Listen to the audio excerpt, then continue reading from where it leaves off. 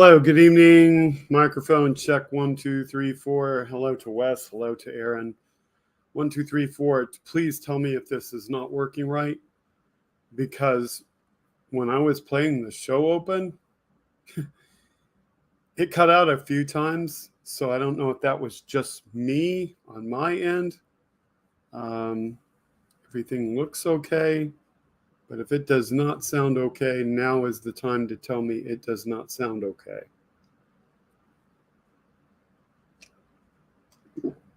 Excuse me.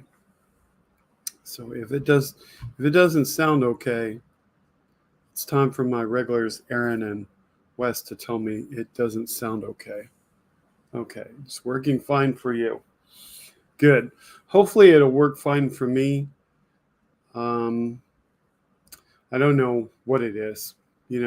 Everything is checked out before the show. So things are what they are. Robert, hello, welcome. So starting a little bit late tonight, some of the topics that I wanted to talk about, I saw them on Spectrum News 13. But the thing about that is, I'm not a subscriber. I was at a friend's house. I saw the topics. I searched for the topics. And normally when I search for a topic, I can find it more places. I can't find these topics. So I'm just going to talk about these topics. So let me talk about the topics. And maybe you saw it. And maybe you can say, hey, I saw it on such and such place. And I can go look there. So the first topic is supposedly Ron DeSantis had somebody fake him out, and he had somebody go send in a form like he's going to run for president, which he hasn't done, because if he runs for president, he has to stop being the governor of Florida. So he has no desire to file any sooner than when he wants to let go of that office. And he's not going to let go of that office when he's busy manipulating things in regard to Disney and things in regard to policy around abortion law to try to look anti-woke to run for office for the Republican nomination for president, because there is no other reason why to do so unless it's just to sell his book, which he may be doing that just to sell his book. But that was apparently something that hit the news, that he was running for president when he really wasn't the one who submitted it, and somehow that was overturned. There is a ongoing thing. Mentioned abortion pill earlier. So there's that. And there's going to be like all kind of stories about that, as there should be.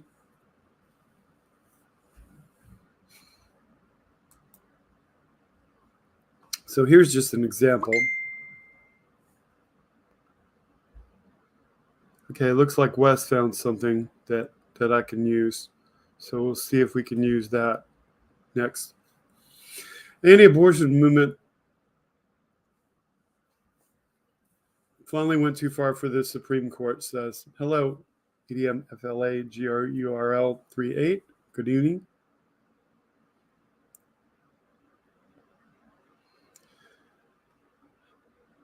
I'd love to figure out what the real pronunciation for this word. Hello, Elizabeth. I've heard it's mifepristone. Mifepristone is what it looks like, the way it's written. But it is the abortion pill. So the Supreme Court essentially decided that it will remain legal in blue states. And the article is written from, hello, Heidi. So we have Heidi on Facebook and most of you on YouTube. The article is probably written from a left-sided bias because it says, despite a lawless judicial effort to ban it, Mark Joseph Stern wrote the article, wrote it 2 days ago, and this is in Slate. So, but what happened 2 days ago is the Supreme Court halted the District Judge Matthew unprecedented effort to remove a key abortion drug, mifepristone, from the market nationwide. The order, which appears to be 7-2, so 7 voted to overturn for the federal government,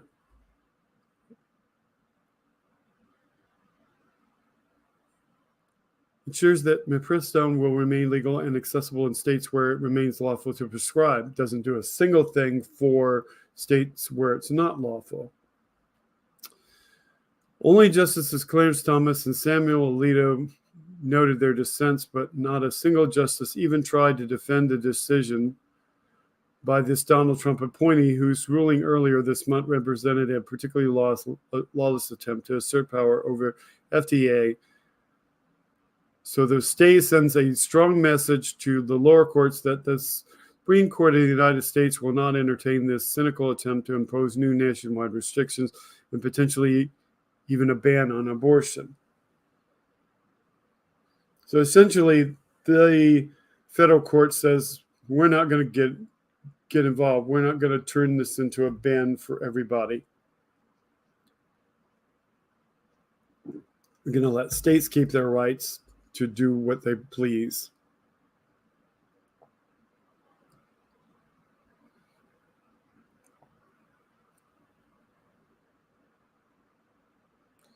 It freezes his ruling, so his ruling doesn't stand. Elizabeth says, I want to know what kind of child trafficking ring they have going on. Someone is making money.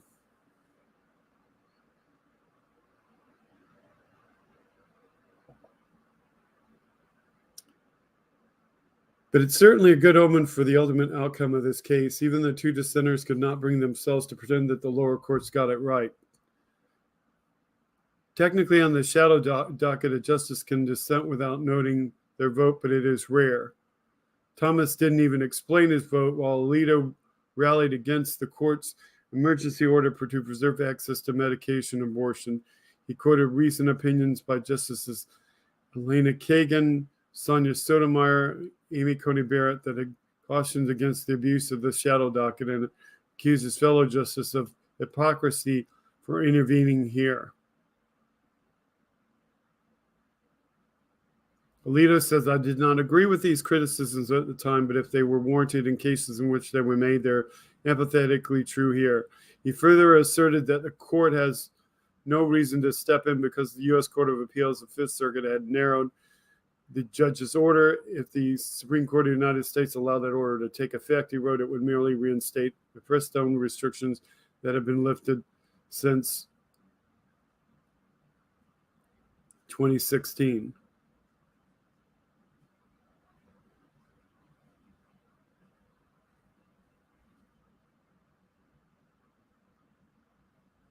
But the article goes on to say that's not remotely true. The Fifth Circuit's decision would bar mifepristone's manufacturer from distributing the drug for months. Alito wrote the FDA could avoid these problems by exercising its enforcement discretion, creating massive regulatory uncertainty and raising the very real possibility that the judge's ruling could hold both FDA officials and drug makers in contempt. The Fifth Circuit's decision would also remove the generic version from the market entirely, jeopardizing access in all 50 states.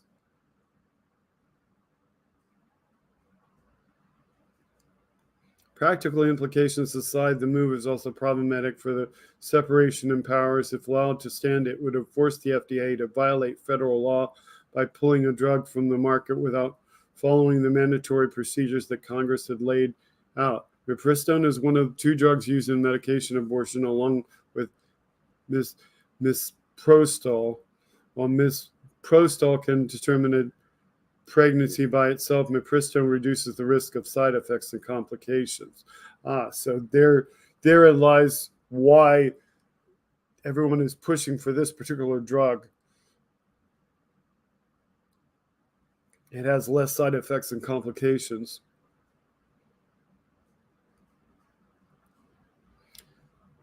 Alito went on to castigate U.S. District Judge Thomas Rice, a Barack Obama appointee in Washington State, for issuing a competing injunction that preserved access to mifepristone in 17 states and District of Columbia. Rice, he wrote, had gone beyond what the FDA requested by giving relief that it had never in it was contemplating. And he castigated the Biden administration for failing to swiftly appeal Rice's order, changing it with leveraging the injunction to implement a desired policy while evading both necessary agency procedures and judicial review. So he's arguing everything.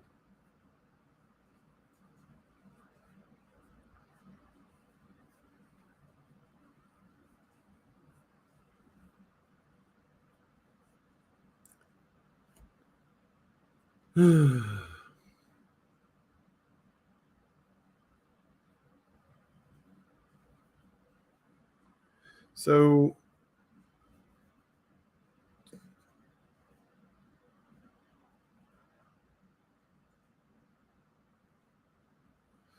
Elizabeth is talking about child trafficking. I presume it looks like you're talking about child trafficking in regard to making children have babies. That's what it looks like you're talking about, Elizabeth.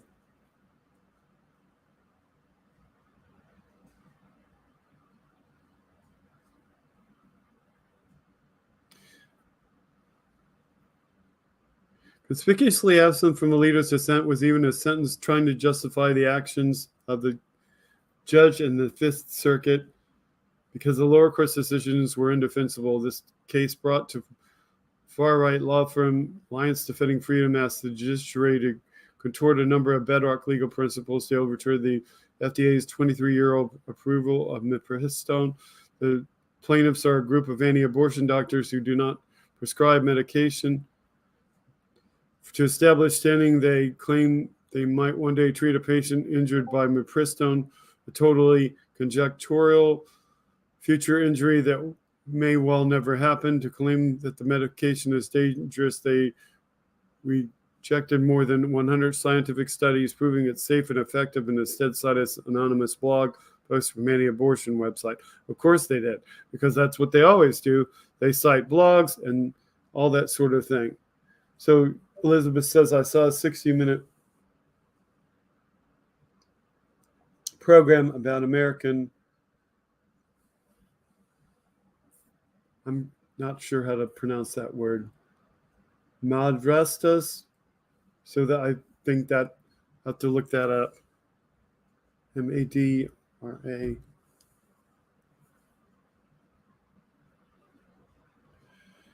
M-A-D.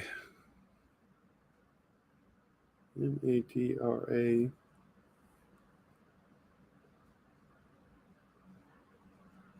Oops, I didn't look.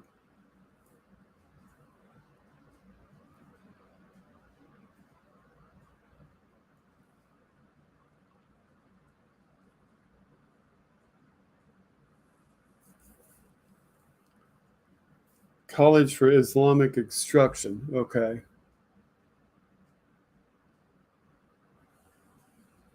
I'm looking for their motivation, says Elizabeth, because it otherwise makes no sense. They hate poor people. Why make poor people have more children? Well, one reason to make poor people have more children is you create more children that are dependent on the system. Now, that seems counterintuitive that you would want to create more people dependent on the system. But if you create poor people, then you have more people who have to have some kind of job, and they're likely to enter the military, and therefore they're in the military. They're doing military service. And then when these Republicans wanted to start a war, they had someone to fight their war. That's one thing. The other thing is the constant Republican doctrine is that every time somebody accesses an abortion, it's because they go to Planned Parenthood. And when they go to Planned Parenthood, the Republican doctrine says that money somehow comes from government money, therefore money from you and I, our taxes, into Planned Parenthood, pays for that abortion. So since they are religiously opposed to people having abortions because, quote unquote, that's killing a life, they're opposed to it even more because they believe that money comes out of taxes to pay for it. Therefore, their money, therefore, they're paying for it. Therefore, if they don't fight against it, then they will be held responsible to the God that they believe in for allowing it to happen. So that's what you hear over and over again on the Republican side of the aisle, because that's how they justify fighting against it. The only other way that to think that they to fight against it is just, that they have willing accomplices in people who base all of their voting on belief. And so they base all their voting on a belief that they're, quote unquote, saving lives by voting for Republicans. And so they keep voting for Republicans. And that's why you have certain people voting for Republicans. Not all of them. The others are voting for tax breaks for the rich, which either enable those people who are rich who vote for Republican to feel good about voting for Republicans, or they still believe in trickle down from Ronald Reagan, so they're voting for them. But either way, there's all these evangelicals that do what they do. And, there's that. There's that voting thing. But yeah, I mean, if you look at the Republican Party as the home of the Nazis, which it is, I'm not saying everybody in the Republican Party is a Nazi, then you'll see the nature of the beast, as it were, and the fact that you have to keep perpetuating the party. You have to keep growing it. You have to keep having people have babies to the point even against their will in order to continue to exist. Okay,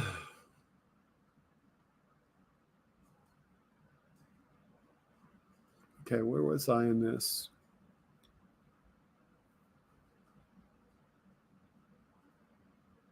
Citing the blog, seek relief. They asked for a nationwide decree over really FDA approval of drug, remove the market in states where abortion remains legal. And that's the article says none of this made sense, which it didn't. Hypothetical future injury that rests on a series of conjectures does not establish a standing in court. Judge cannot toss out real scientific evidence in favor of baseless propaganda.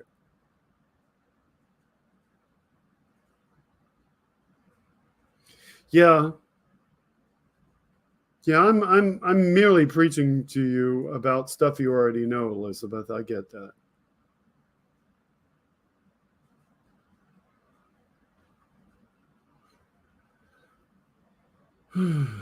No court can simply yank a drug from the market by overriding FDA approval, which is why court has never tried to do this until now. Even setting all that aside, this litigation came too far too late to meet the 6-year statute of limitations for such challenges. Well, yeah, shouldn't even be allowed to be possible in the court to go beyond the 6 years, and we're at 23 years, so 70 years beyond. But the judge nevertheless tried to wave away all these problems in a stridently ideological opinion shot through with fervent anti-abortion rhetoric.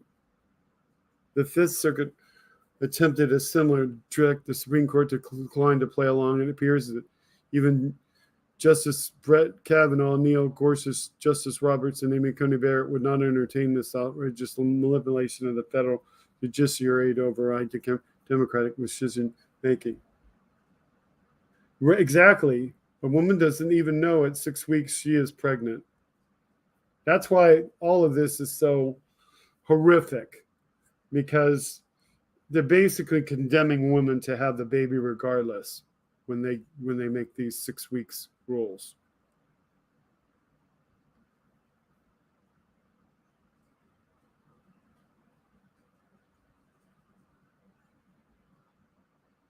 The article says it's conceivable that they may overrule this, given that they have a conservative supermajority. And the article gives examples of acts that they may use to justify it, using the Comstock Act, which affects the mailing of the product.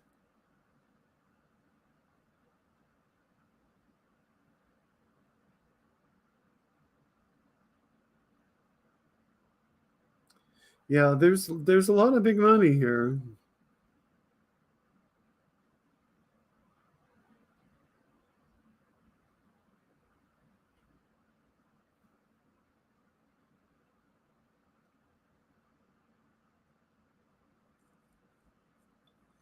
And of course, the article mentions what I've heard on television, that it's likely that will come up again, that somebody's going to win, somebody's going to lose. That's inevitable. And somebody's going to take this to the Supreme Court of the United States again.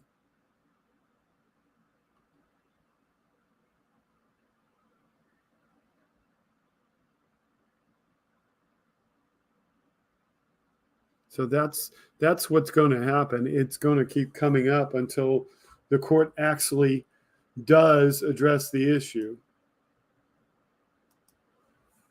Okay, now Wes sent me something I think related to my earlier question on DeSantis. So let's find that real quick.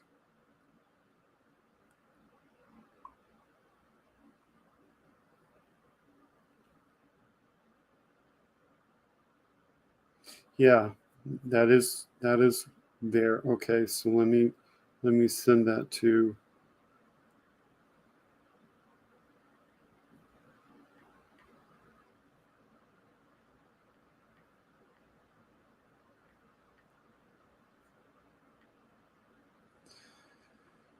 Can I open that up? Can I open it? Do I have it set up here?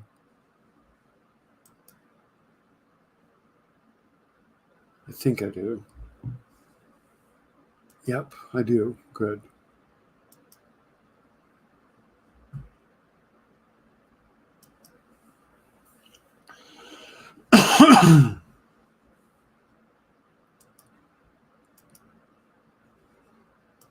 So thank you, Wes. I don't know. I guess because I put too many words in the search. I don't know why I couldn't find that. But this is what we started this show off with. That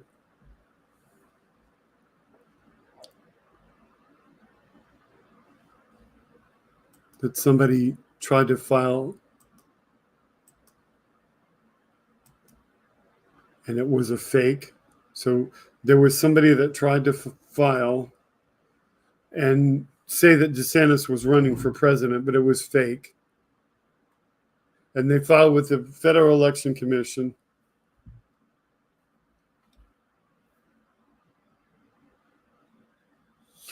And First Coast had to do a retraction.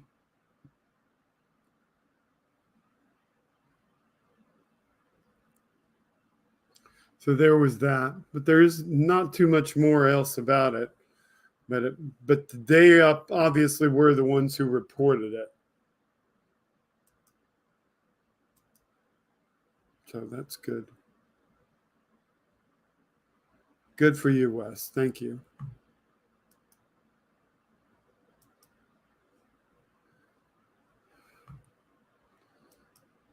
I'm going to let you search if you find this thing. Was supposedly DeSantis had a press conference somewhere and he was talking about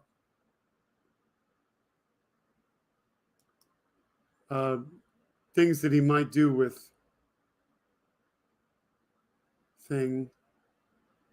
So now I can't read this article either. Always bums me when you find something before the show and now you can't read it because they don't want you to read it if you don't pay.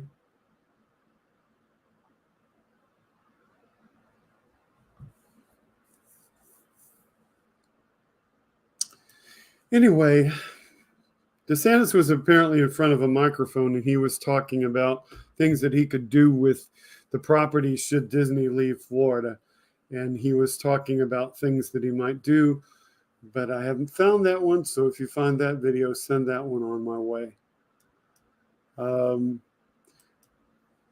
Pence was on Face the Nation this morning.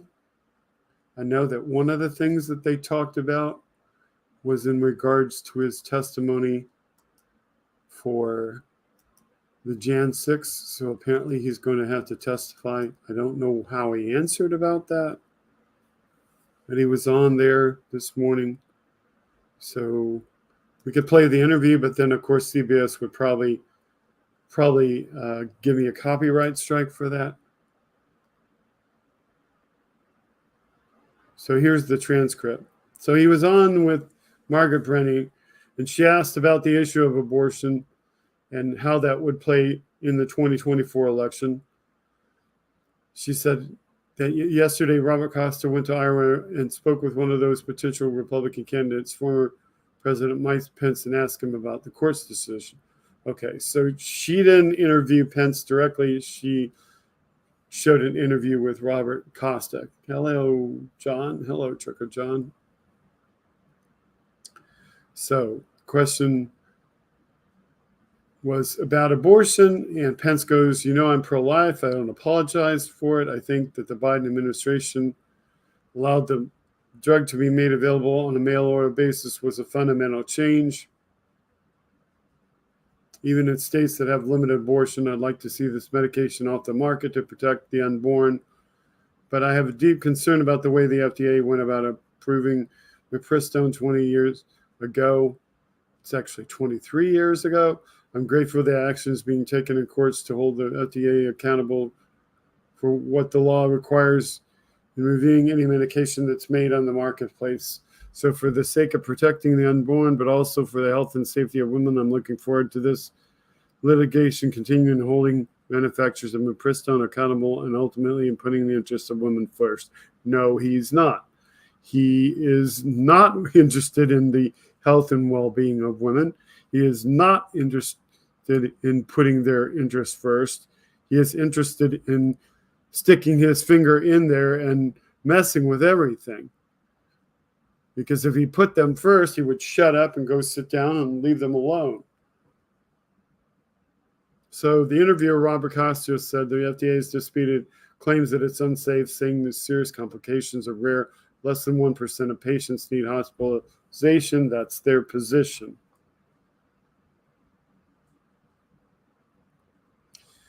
Pence comes back with, I understand that, but under the Obama administration, the FDA actually stopped chronicling non-fatal results of mifepristone.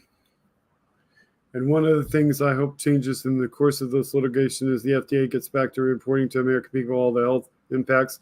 But I do believe this issue bears upon the health and safety of women, and we've got to hold the FDA accountable to the law. He can say anything he wants.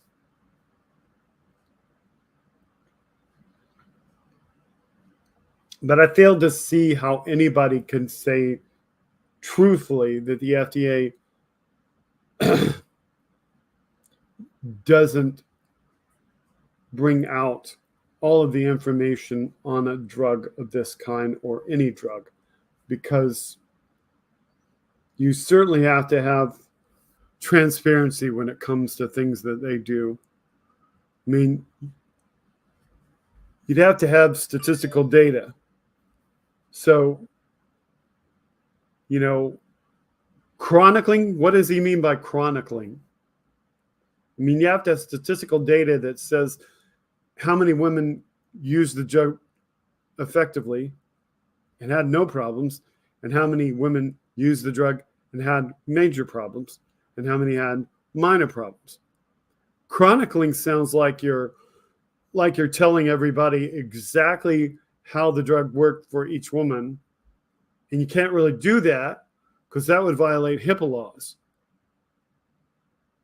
Is that what he wants? Is that what he wants to do, is violate HIPAA law and get in the inner workings of every woman's life? It sure seems like it.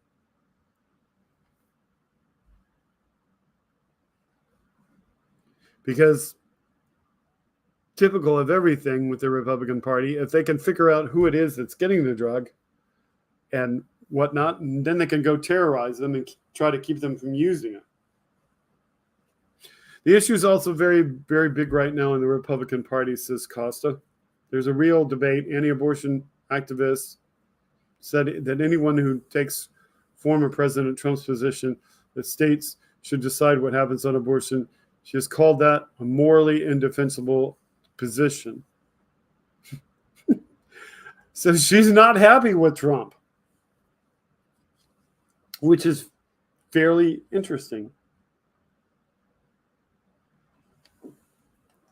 It's not surprising because, I didn't expect the diehard anti-abortion people to like that position that he took.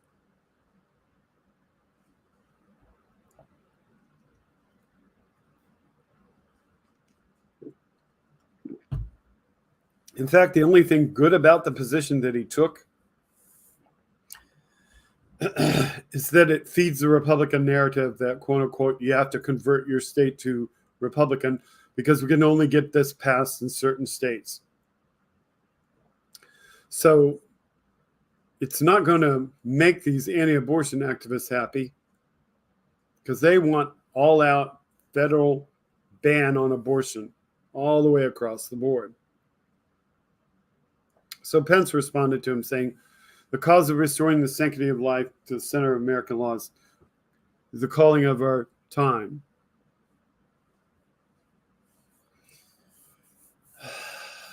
Yeah. The problem is that you're overemphasizing life that is still in the development phase, and you're not at all concerned about life that is living, that is an adult, that is trying to regulate her own life, that is trying to get rid of a potential child from somebody that raped her or somebody that had incest with her or somebody that she really didn't want to have the child with, that she divorced, or a child that's going to kill her if it's born or is in the process of trying to be born. The only life you seem to care about, Pence, is the life that hasn't even been born yet. And need I remind you that you don't consider that a life when somebody shoots that person? You don't consider it a life when you're talking about whether that mother driving in the diamond lane on the highway can ride in the diamond lane and claim that there's two people in the car instead of one. If you want to call it a life from inception, you got to call it a life for all purposes.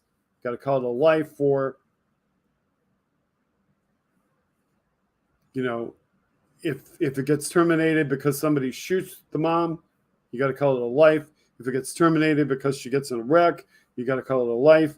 If she wants to ride in the diamond lane, you got to call it a life and give her a tax break for it. Because if you're going to make her have it, you should already be giving her a tax break for having this baby that you're forcing her to have. So, good night, Elizabeth. So Pence goes on to talk about the Dobbs decision and that overturning Roe v. Wade and returning it to the states and the American people. But he says it didn't just return it exclusively to the states, and that's where I disagree with the former president. This is a states-only decision, he says. We have elected representatives in the Congress of the United States and will elect a president again in 2024, and I think the American people would welcome a minimum national standard in Washington, D.C. of 15 weeks. So he wants 15 weeks.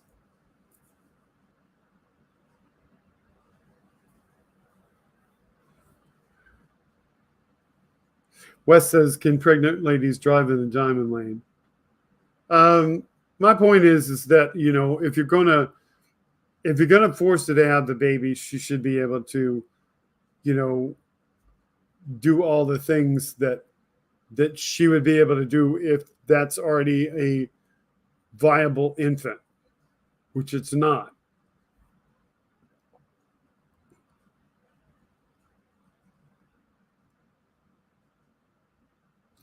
Costa asks, is Trump in retreat on the abortion front? And typical Pence goes, I'd leave that to others. Costa asks, what's your take? Pence says, you can ask him. Boy, oh boy, he does not like to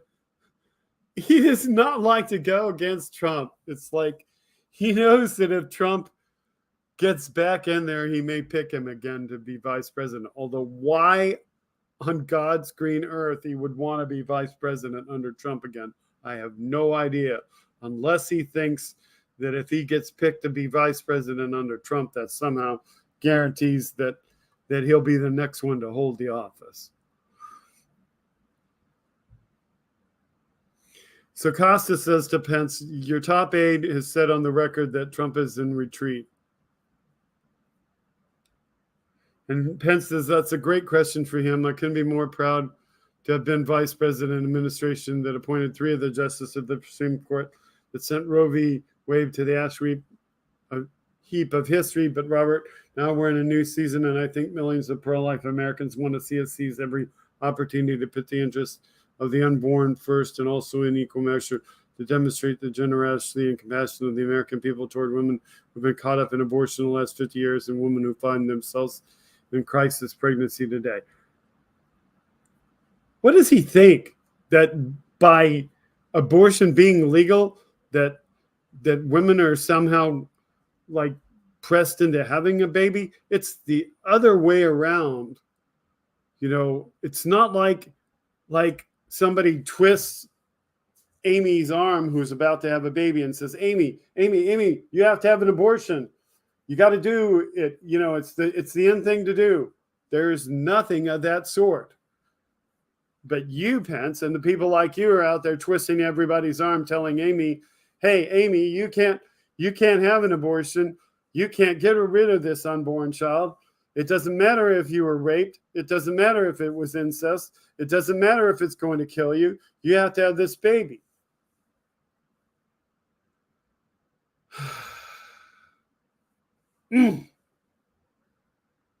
Hi, Casper. Welcome. It's such a degree of projection on the side of the Republicans. It's just like everything is everybody else's fault. It's never the fault of the person who got the woman pregnant in the first place, who shouldn't have.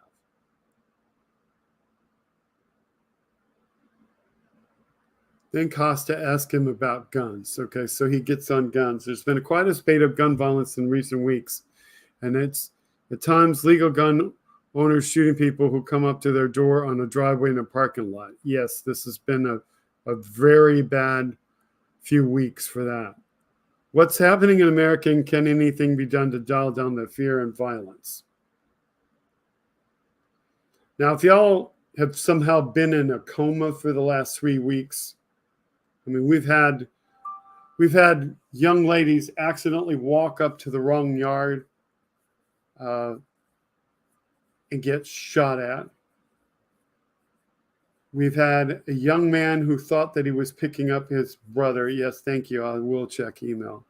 That a young man who thought he was picking up his brother from something, and he went to the wrong door and he got shot at.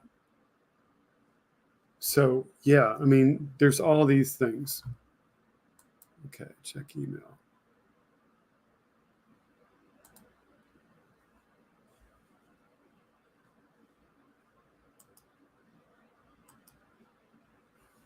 I heard it come in. Why do I not see it? Okay. Okay, so back on the abortion topic for a moment here.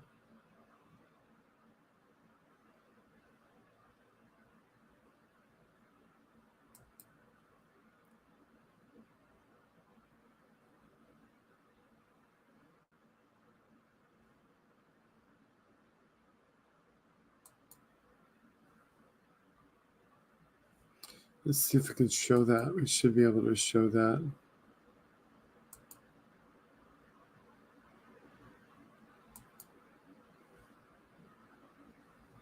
Is that the one that's got it? Yes.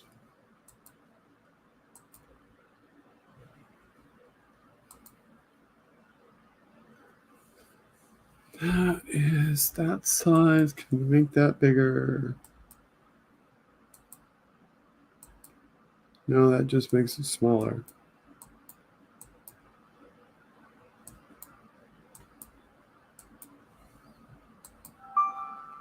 So there's the fetal growth at 4 weeks to 40 weeks. And you can see that it really isn't even really a baby at 4 weeks or 6 weeks where we're talking about. And it doesn't start to look more like a viable baby for quite a while, you know. Hey, embezzler. I think I got another email too.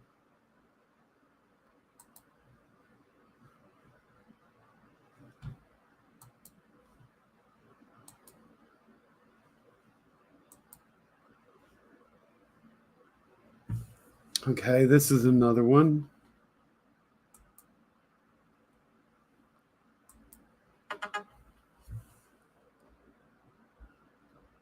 Okay, I'm checking.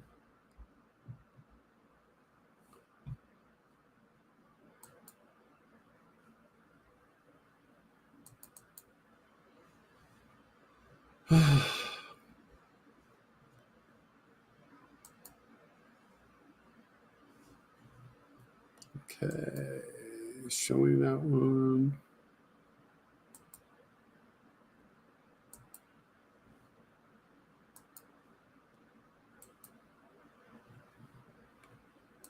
Probably too small. See if I can make that bigger as well.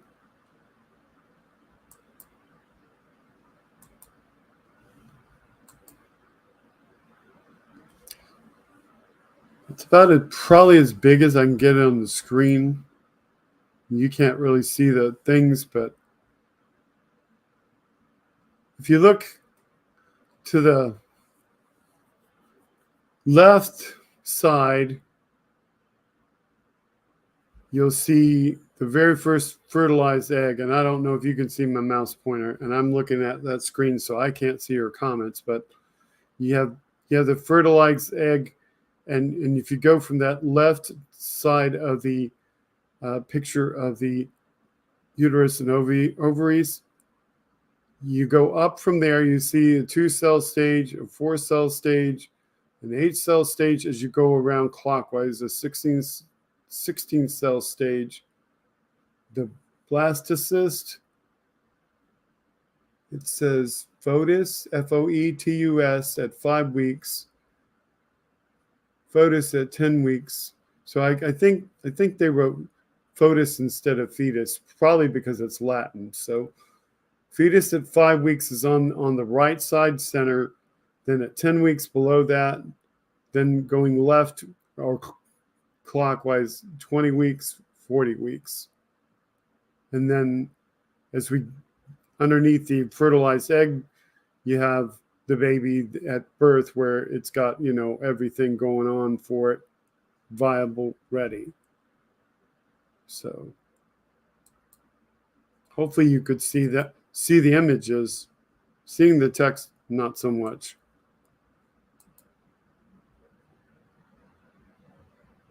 So thank you to our resident expert for that. That is really, really, really good to see. Okay, now we're back to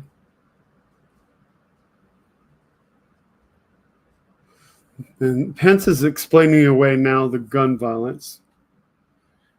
Well, our hearts go out to the families of lost loved ones in the incidents in Kansas City and upstate New York.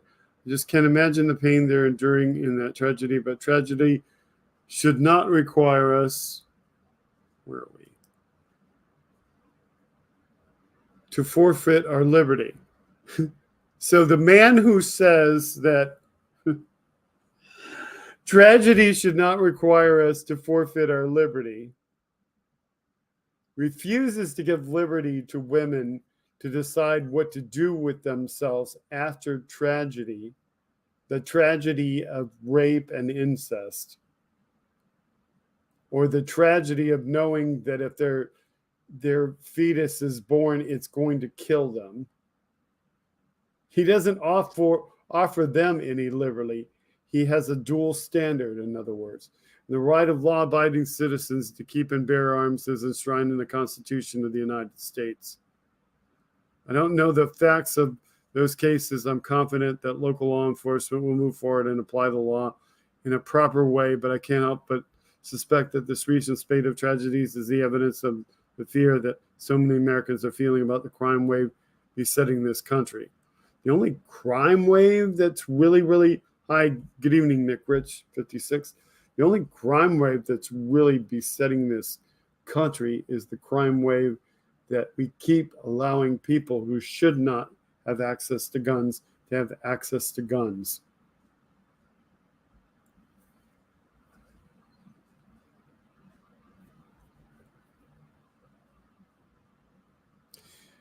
Robert Costigas, I believe that most would agree, even if they have fear about crime in your community, there's no excuse to just shooting somebody at your door or in your parking lot. Pence goes, I can't imagine the circumstances that I read about in the press in either of those cases, and I'm sure local law enforcement will hold people to the proper accounting. But at the end of the day, I just wonder if it isn't some reflection of the fear of the American people about the crime wave that's impacting our country, literally from coast to coast. So, FOTUS is the medical term. Okay.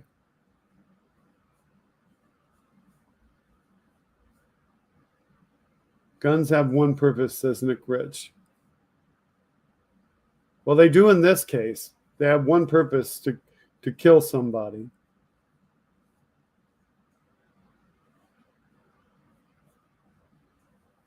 The point is that if you're really good with the gun, you can hold the gun and tell the party to leave and they'll leave, or you're going to hold the gun and you're not going to fire it and you're going to wait to find out why the person is there. And you're going to have common sense and decency to understand that accidents happen and people do enter your property by mistake. The idea that you can shoot somebody just because they walk on your property, I mean, you would really, literally have to have, in some states, a sign that says no trespassing. And then it would have to state whatever. In fact, I read a thing this morning on Nextdoor that was in my area where someone was complaining about the fact that the delivery person came onto his property and placed the box that he was getting to delivery inside his garage, because he was ostensibly in his garage. He was moving boxes to put them in the recycling bin. He had his garage door open, and the delivery person put his new delivery inside the garage. And he was upset about that because, quote unquote, the person had trespassed on his property in doing so. And it's like, wouldn't you usually be glad that somebody put the box inside your open garage if you're there and they know that you're moving back and forth and they know that you'll see it right away and take it inside instead of somebody stealing it? If there's so much crime, as Pence tries to indicate, wouldn't you be glad that they put it inside?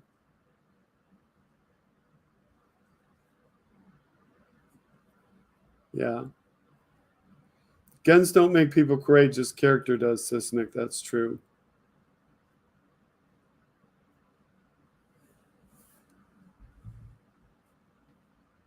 So then Costa asked him about what I really wanted to get to, and he says, "You've agreed to appear before the special counsel," and he says, "I have.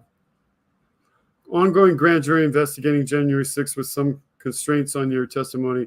Have you set a date with the special counsel about your appearance?" Pence says, "Well, our attorneys have worked that out with the Justice Department, but I will say I'm grateful that the court recognized that there are specific constitutional protections unique to vice president when you're serving in your role as president of the Senate. I thought it was important to make that challenge. For the first time in history, a federal court acknowledged that that provision of the Constitution applies to the vice president, and they've limited what they'll be requesting of me. But, well, beyond that, I can tell."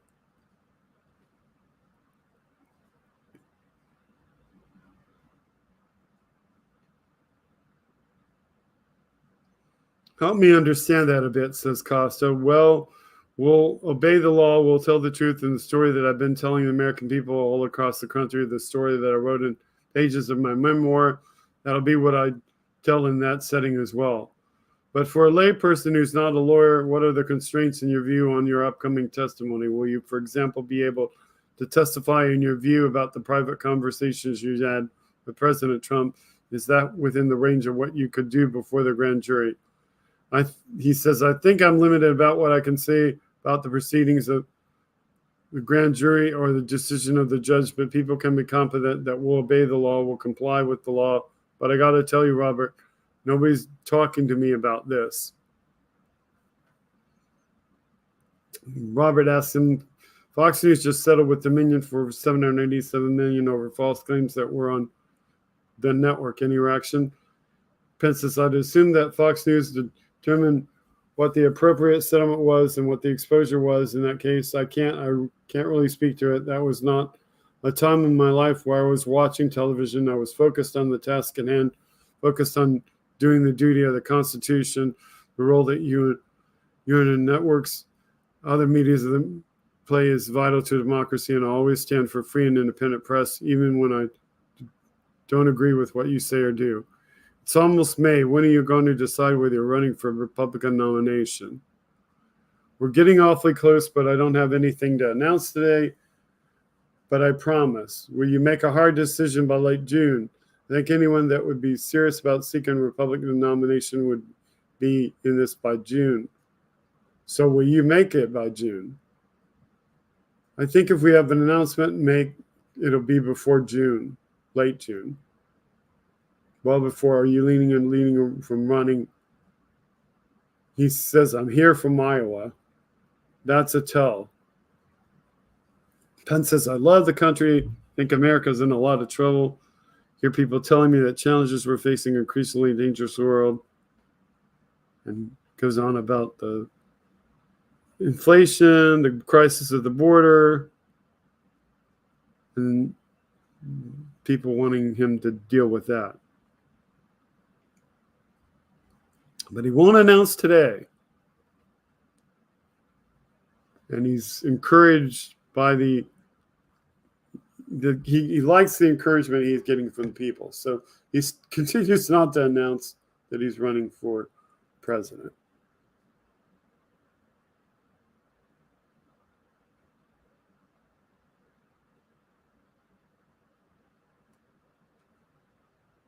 So there's a couple of things that I'm just gonna go through over my phone. So we have Nick here today. Nick loves to hear about launches. These are some of the launches that we have possibly this week. From Vandenberg in the morning, I'm going to give you the Eastern time and the Pacific time. The Eastern time would be 9:02.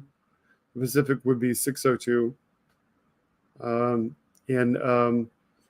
That might be a Starlink launch from Vandenberg if that goes on Tuesday, April 25th. We have a Falcon Heavy at Kennedy Space Center. The Falcon Heavy is supposed to be Wednesday, April 26th at 7:24 p.m. Eastern. So that would be 4:24 p.m. Pacific. That is a Viasat-3 satellite. That is a SES communications satellite.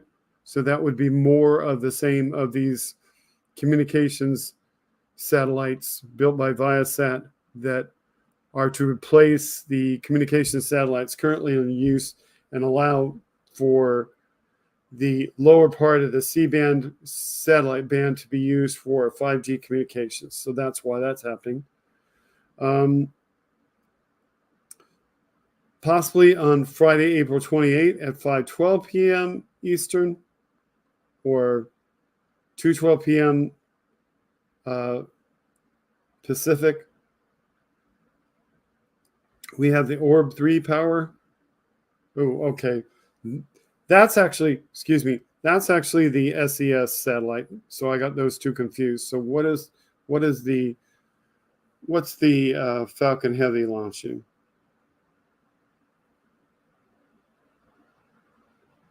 Oh, okay. Falcon Heavy is Viasat, and I did get that part right, but I got it backwards.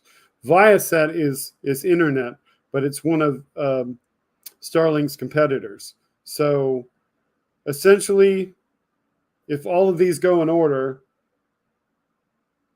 Tuesday morning, SpaceX will launch on a Falcon 9 rocket, a Starlink, which is their internet constellation satellites.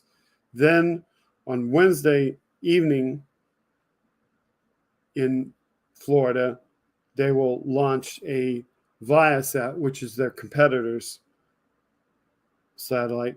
Then on Friday afternoon, they will launch from Cape Canaveral another Falcon 9. So Falcon 9, Falcon Heavy, Falcon 9. And that will have the SES communication satellites on it. Then we might see either a Delta Heavy from Cape Canaveral at 8 p.m. Eastern or 5 p.m. Pacific. And that would be NROL 68. So that is a classified satellite for the Space Force. That's one of the satellites that monitors things around the globe. And also from Vandenberg at the same time, maybe, maybe not, because 8 p.m. launches tend to be a placeholder on this schedule. So it might be Saturday the 29th. It might not be. None of these are 100% certain. But maybe by satellite, we might see either Delta IV Heavy from Cape Canaveral with the aforementioned NROL 68 classified payload, or we may see a Firefly Alpha rocket, a smaller rocket from Vandenberg. And it also is a government mission. So that will be interesting. That's all what's potentially scheduled for this week. within the United States. And when we get beyond that, we're talking next month. And we're not even talking the beginning of next month. We're talking, based on what this says, 3 weeks into the next month of May. So that's what we're talking about in way of potential launches. I see the chat going on right now. And I wanted to get just the video of this week's launch attempt by SpaceX of the Starship, but I may just have to just go get the source video and try to scroll it in. It did clear the pad.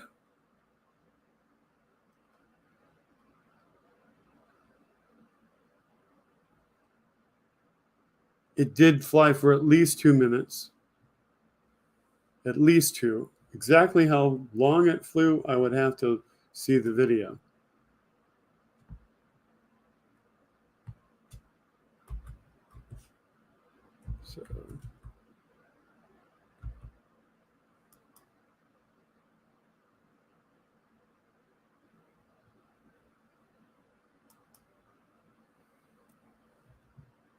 So let's see, because I was trying to shuttle this earlier.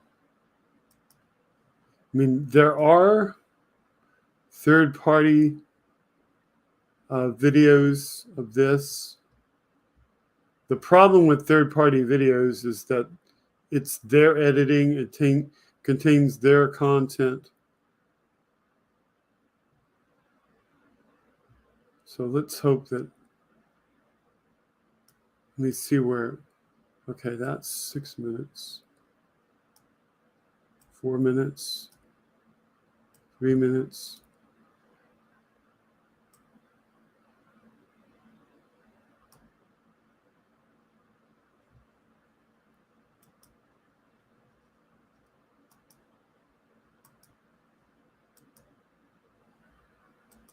Okay.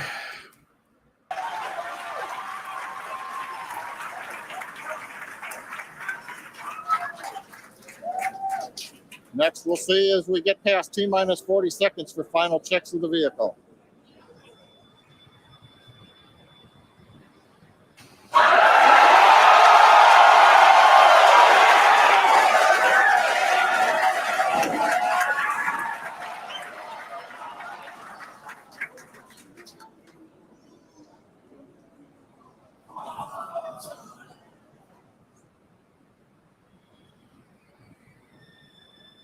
So this is how it went. Okay, you can see the clock is recycled. Flight director has called a hold. We are recycling. For the moment, we'll see where they move the clock back to. They could hold at T-minus 40 seconds. They could go to an earlier point. Give us a minute to listen into the nets, and we'll see if we can get you more information to share. 5, 4, 3.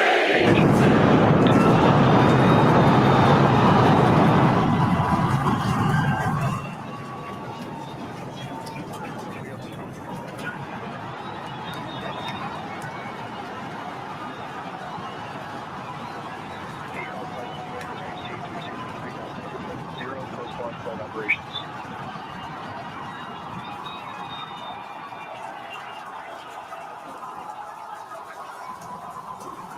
Booster upper chamber pressure is nominal.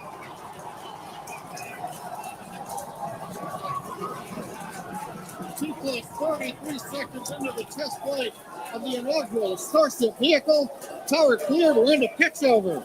Propulsion reports first stage engines nominal. What a sight from the ground cameras at Starbase. We're flying at twice the thrust of the Saturn V heading to space. Additional signals, this is Christine. We're throttled down and throttled back up. Going through the period of maximum aerodynamic pressure.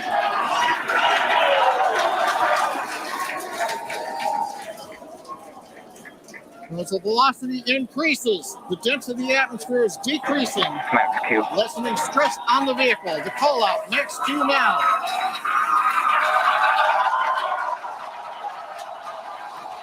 So they did get to max Q, which is the most stress on the vehicle. First stage as we head down range.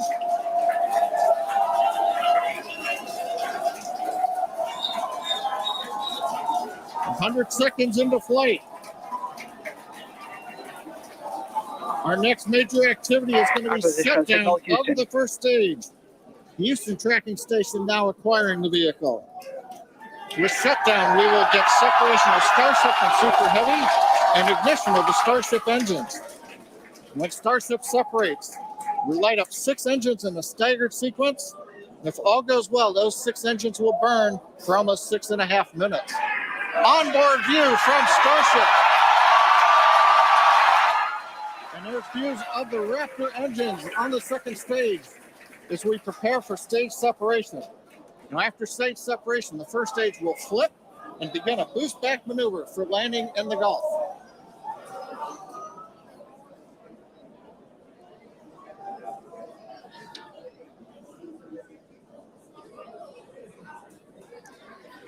Continuing to fly, 2 minutes, 40 seconds. Let's get ready for main engine cutoff.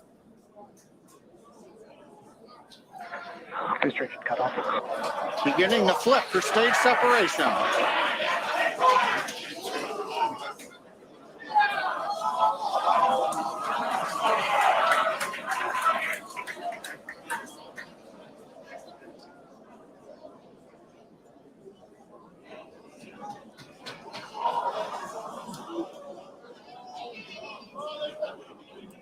And at this point, it should have already separated into 2 stages, but it hasn't.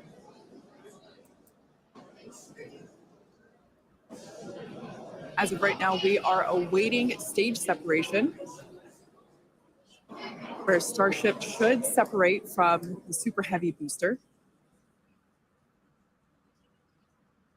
Yeah, Kate, right now it looks like we saw the start of the flip, but obviously we're seeing from the ground cameras the entire Starship stack continuing to rotate. We should have had separation by now. Obviously, this is does not appear to be a nominal situation. Yeah, it does appear to be spinning, but I do want to remind everyone that everything after clearing the tower was icing on the cake.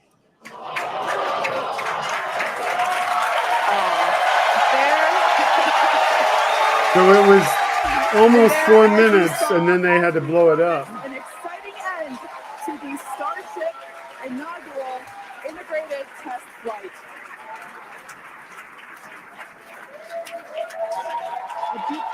A house or a laptop? Which one do you think is worth more? We'll never hear the answer to the guy's question in the advertising.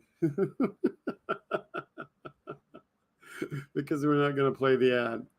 But this is the team celebrating absolutely pumped the portion to clear of the pad and make it this far into the test flight, the first integrated flight test that went well. You know, the fact that they got to the point where they Live would view separate there the of rocket, but our didn't control actually get center there. at Starbase. So they did get that far, but they did not succeed with all the mission parameters. So that's what happened. Now, it did leave a crater at this site. Let me see. Starship leaves crater. Because one of the things that they didn't do. This is Newsweek. I don't know if we would get a copyright strike from Newsweek or not.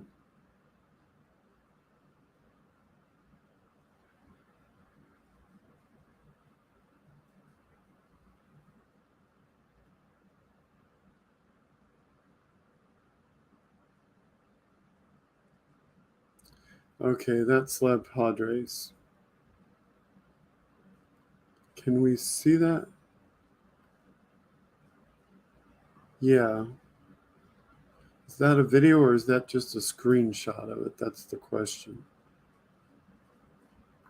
But I don't know if they have. That's a photo. Okay, so let's see. Let's go to Lab Padres YouTube.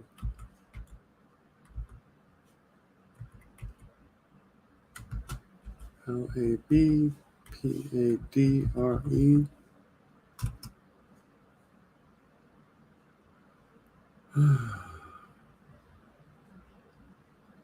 There's his main channel. I know he posted this.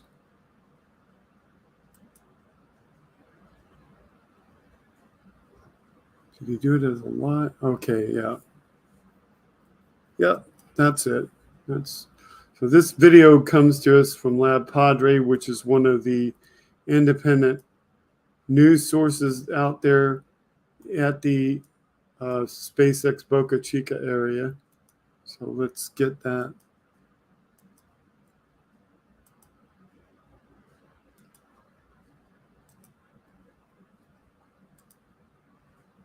This is a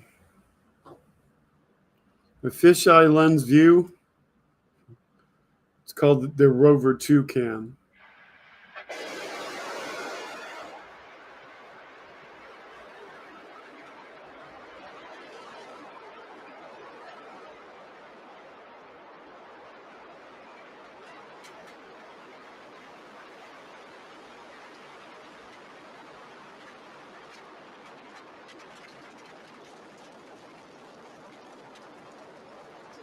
You just see stuff flying at the camera.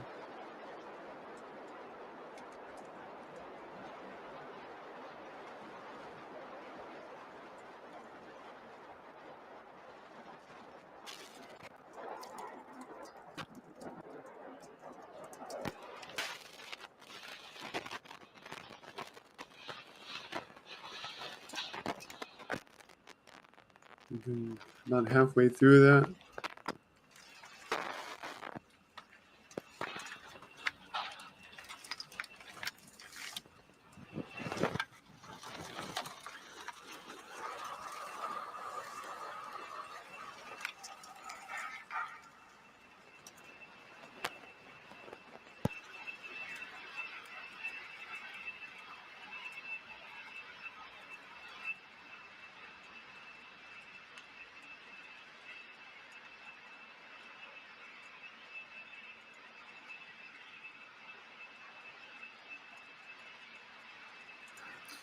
By the way, hey Rosebud, I see you jumped in here a little while ago.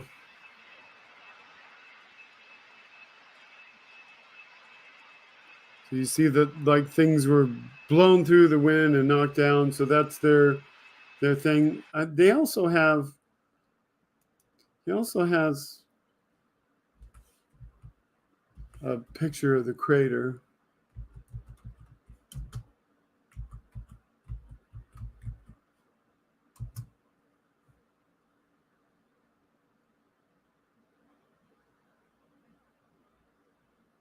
Oh, yeah, there's that too.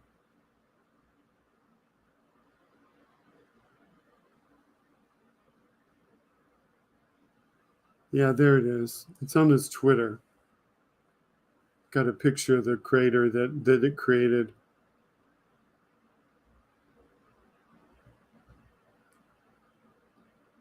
So it may not be the easiest thing to see, but it is there.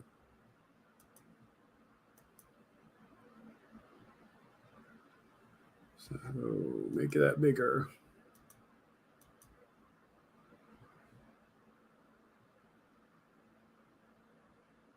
But if you can kind of see down here at the bottom, you can see that the ground is all created, messed up under here. So it's almost like Elon saying, well, we won't bother to make a trench underneath this. We'll just wait for the engines to burn it.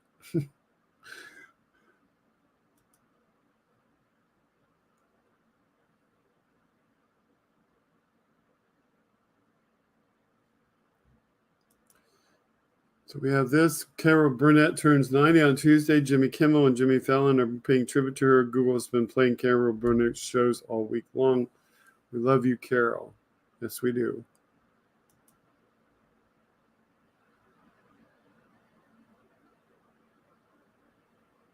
You pull my right earlobe when I say goodnight in tribute to Carol and her grandmother. Yeah. What else do we have?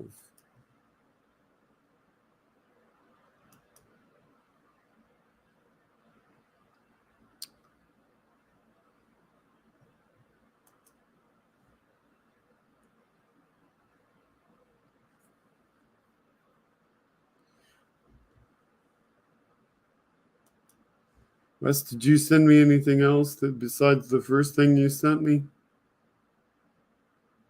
I don't know if you did or not. You'll have to tell me. Not seeing any. Okay.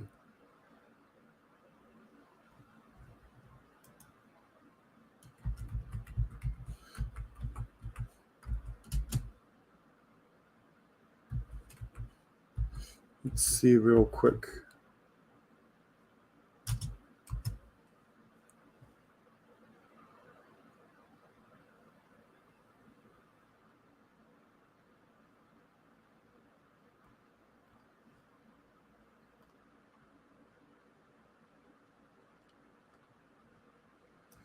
Okay. Not seeing that.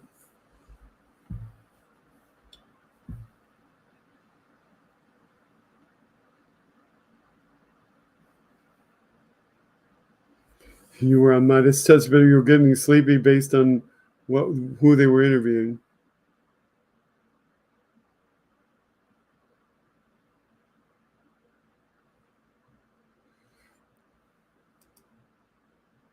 The thing about it is, Wes, is that if they ban Mephristone, they'll go after the others. That's a systematic way that the Republicans, remove one medication, then go after the next till they get them all.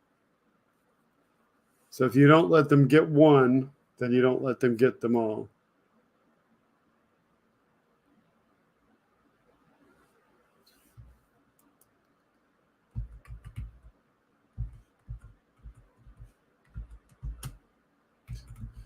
So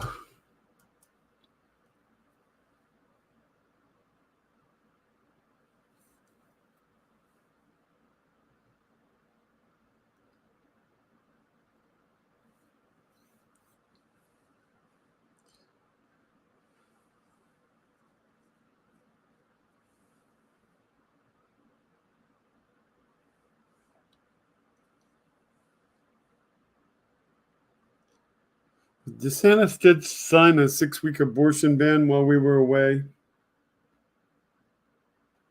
I should have a spacey background. I do have something in mind, Nick Rich, but I just haven't taken the picture that I want to take. When I get a picture that I want to take, I will put something else up there. But I do want to take the picture myself. But if you do want something, let's see. I do have.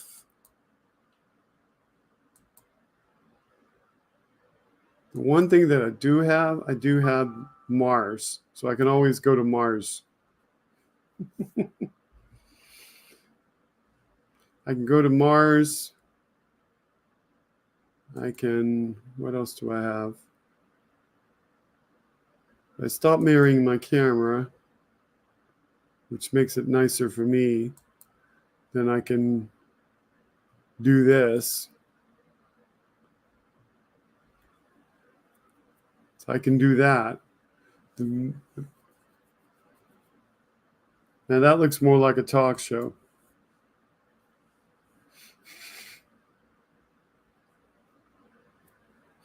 So I can do that.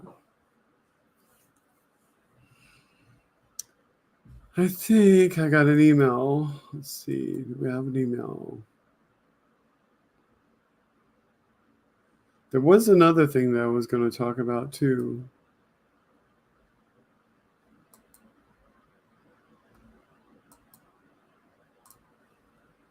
And I just didn't know. Yes, I do have an email. Okay, so.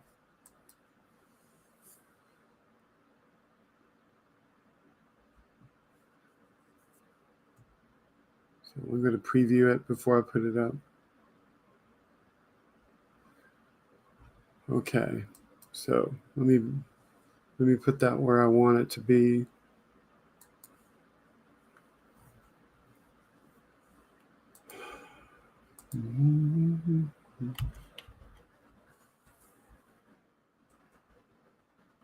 Okay. Many logo likes desertscapes. Yep. There is something that I do want to do from the Kennedy Space Center. I just have not been able to go get the photo yet, but I will at some point.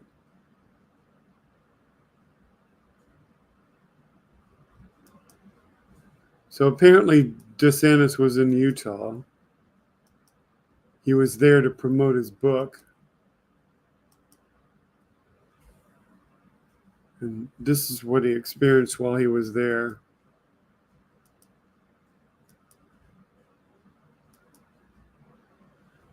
So he tweets out this photo. Great to see so many patriots fired up to defend freedom and fight back against Biden agenda. So he's out stumping in Utah.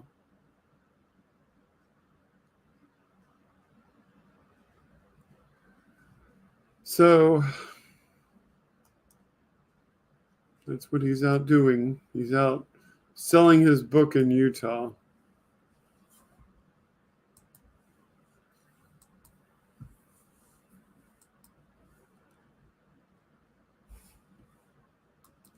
There was something discussed, and I wish it was in a form of something that is easier to present. And I don't know, maybe there is one. But let's see, let me send that over.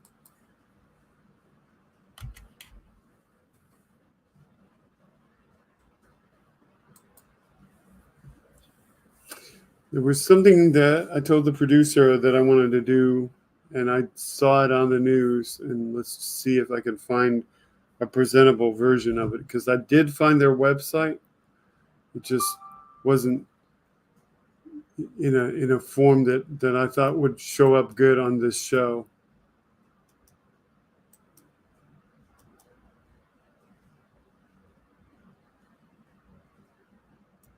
Maybe this will. Is this more readable?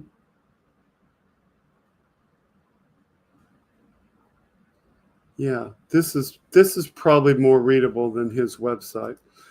There's a former politician in the state of Florida, and he announced this initiative. So it's not what's in the ads up above. So don't pay no attention to that. Don't California or Florida. That's just an ad. But this former state lawmaker, Jeff Brandes, launched what's called the Florida Policy Project, which I thought, this is interesting. We have a former lawmaker. He's out there doing something to create policy. And my curiosity was piqued, because he's a Republican. And I'm like, okay, is this just another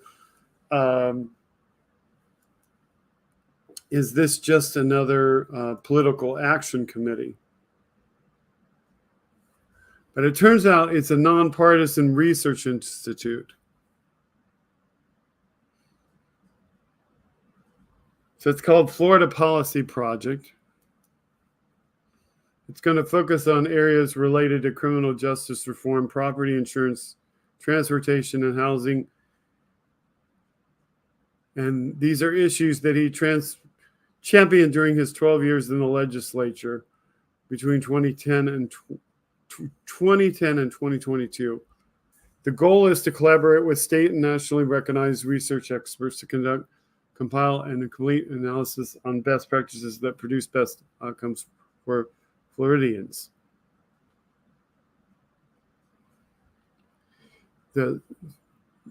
Another person from state government, former Senate President Bill Galvaniz, joining the board. And says Brandes has built his reputation as a visionary community leader by advocating for forward-thinking criminal justice, housing, affordability, transportation, and property insurance reforms in Florida legislature.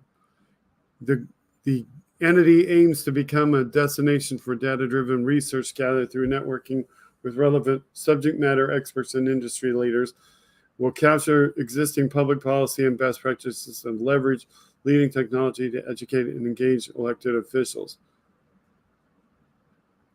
Brandes says that he served in the legislature for 12 years and he knows firsthand the need for intelligent, data-driven research that will educate both the general public and elected officials as we seek to improve policy outcomes and implement best practices. So he cites that Florida continues unprecedented growth, so the entity strives to offer resources that will help our elected officials make informed and strategic decisions in policy making, ensuring prosperity of the current and future residents of Florida. Then it goes on to say who else is on this board.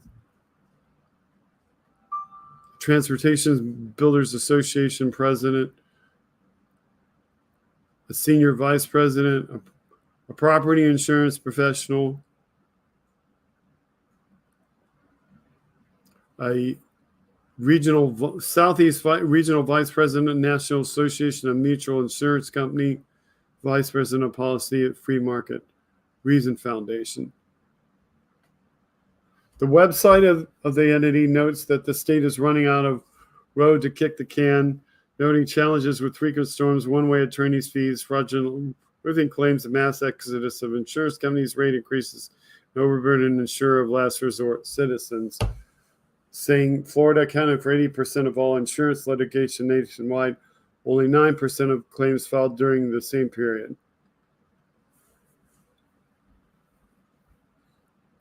It includes data on prison growth for 40 years.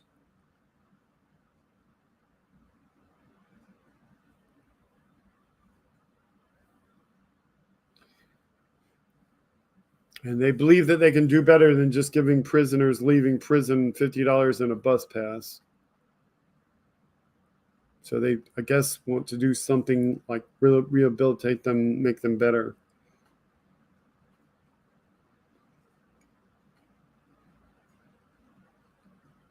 So they want to improve reentry into the public life, decreasing diversion, educating incarcerated population, providing better health care, sentencing review, and recidivism. So he's a former Republican. The idea that they're trying to reform people who come out of prison and make it easier for them to reenter life and try not to go back to prison is not something that a Republican normally does. It seems like this entity is really trying to improve people's lives as opposed to perpetuate just Republicans.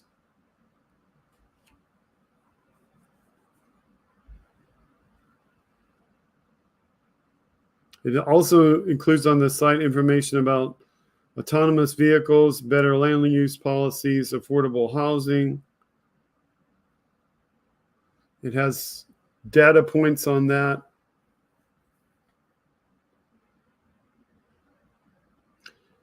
They're saying that a person who gets $10 an hour would have to work 86 hours a week now just to get a house. That's not surprising, considering just how expensive they are.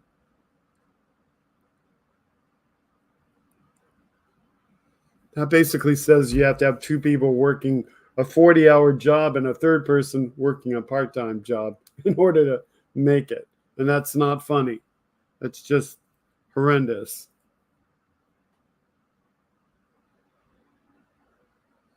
So they're trying to get the Florida State University to do a best housing thing. So it does sound like a viable thing.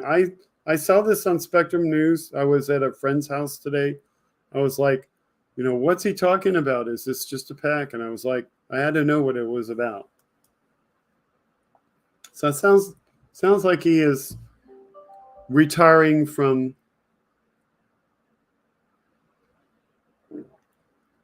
state politics and doing something good. Good evening, Kelly. Welcome. Okay, I heard the email ding, so we have something else from the producer.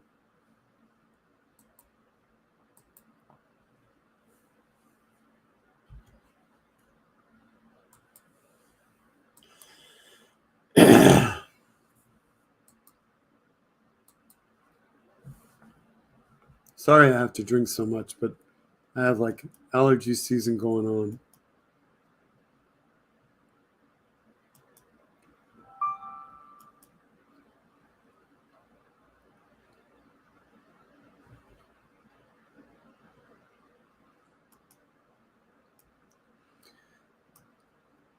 Okay, this is a video from Harry Sisson. The Republican Party is insane. They think Gen Z is too young to vote, but at the same time, they believe that 18-year-olds are old enough to become mothers and own AR-15s. Excuse me. That's the description. That may be actually everything he says. Sometimes the descriptions are all inclusive. Sometimes they are not. So we will see. And we will make the video big enough. And I will take myself out of the. I just want to remind everybody that the Republican Party is insane. Like, they think that 18-year-olds are too young to vote and that we should raise the voting age, but they also think that 18-year-olds are old enough to own an AR-15. And if you're a woman, you're old enough to become a mother by denying you reproductive health care. Does that make sense to anybody? No, absolutely not. But Republican policies never make sense. I just want to remind everybody.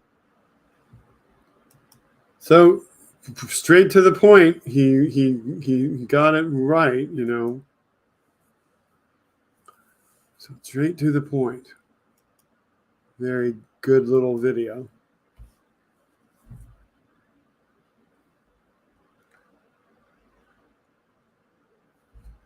Yeah, we'll get a few days worth of rain and hopefully knock the pollen out of the air.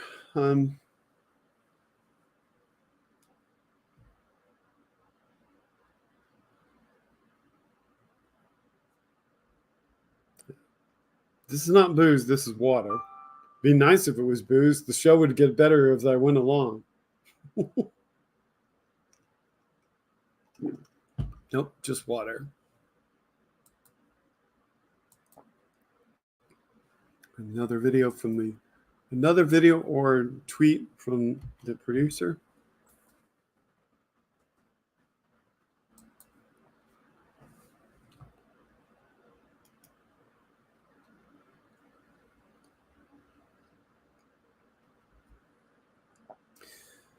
Some states have lower drinking ages. I don't know. I don't know. That's one thing about states is they each have their own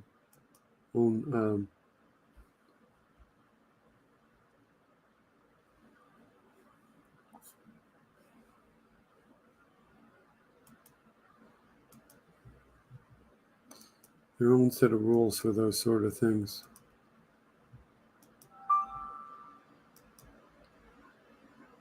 So Nikki Fried tweets, major disaster declaration for his presidential campaign, and yet, where is Ron? We know the answer, not in Florida, nor Fort Lauderdale.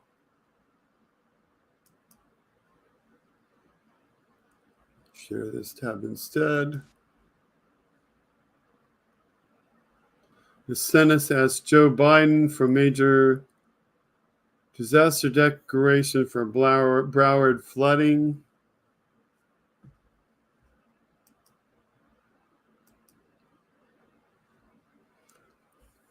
Governor made requests while in Utah for political speech. Took a break from fighting Joe Biden to ask for federal help. On Saturday, DeSantis, who was in Utah, requested a major declaration for Broward County. If granted by the White House, he said, a major disaster declaration will provide a wide range of federal assistance programs for individuals and public infrastructure damaged by the floods. Reads immediate release from the governor's office. He's been traveling for political purposes for most of last week.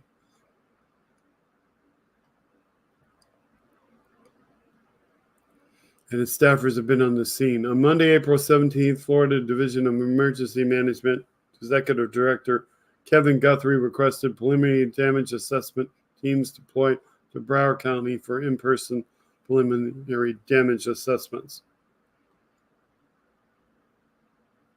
Joint state and federal teams have been in the field conducting damage assessments in impacted flood areas since Wednesday, April 19th, and are estimated to complete physical assessments this weekend. In less than 3 days, teams have assessed over 1,300 homes and identified over 1,000 with major damages. If you're not familiar with Broward County, that's where Fort Lauderdale is. That is where, good night, Nick. That is where the major flooding hit the airport. Florida Small Business Emergency Bridge Loan Program has been activated.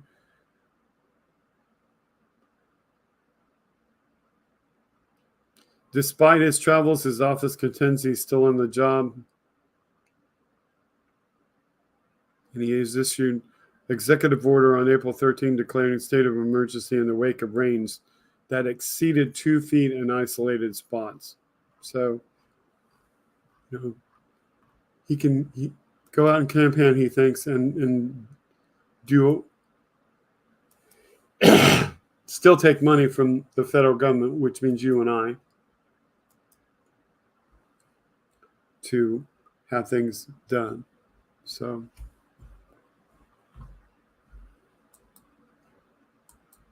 you can knock Biden all day and night, and then, take money that he can't get without Biden's approval at the same time.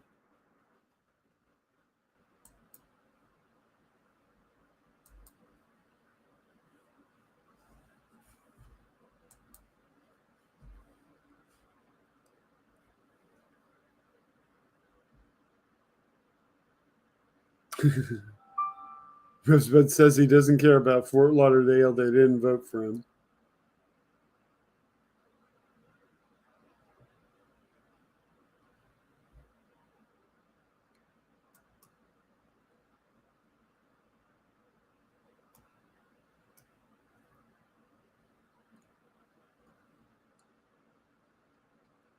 Okay, this one comes from Nikki Fried.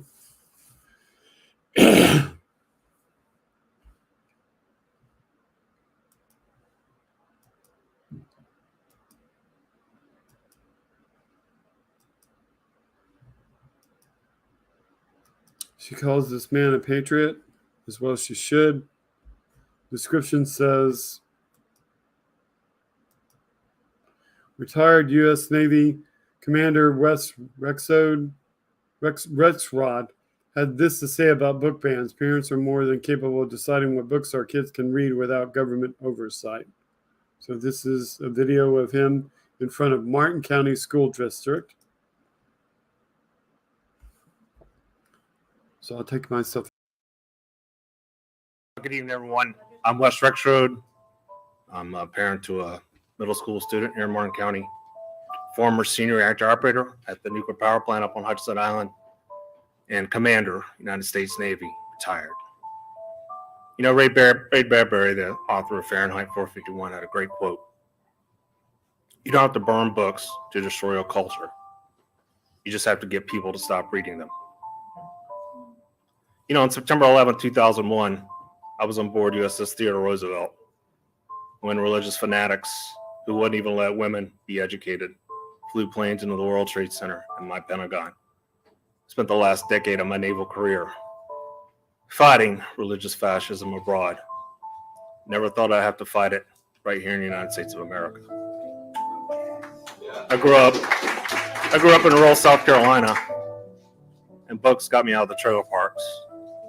My parents trusted those educators and the librarians to let me read what I needed to read.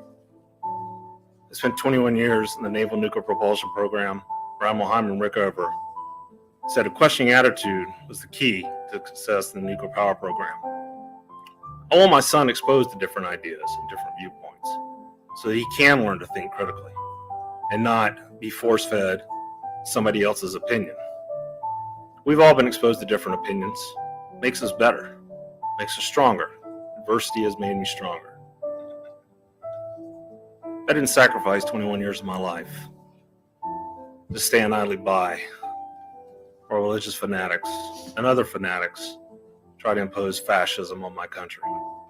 I urge you to think about what a book ban needs and use transparency. I don't need anyone else telling my son what he can and cannot read. I'm very perfectly capable of determining that for myself. Thanks for your time. Thank you for listening. I urge you to remember the Little Rock Nine. Thank you. Apparently, our producer knows what that tune is. I don't know. I heard it, and my only thought was that the tune in the background hopefully is not a copyright tune. But no, there won't be any singing tonight. Certainly not with a voice acting the way it is. But what a very good video. He talked about his military service. He talked about the fact that books got him out of the situation that he was in as a young person. He talked about the fact that he worked at a nuclear power plant. So obviously he was trained in the military to work with nuclear power, or he trained himself afterward, perhaps. Worked on Hutchinson Island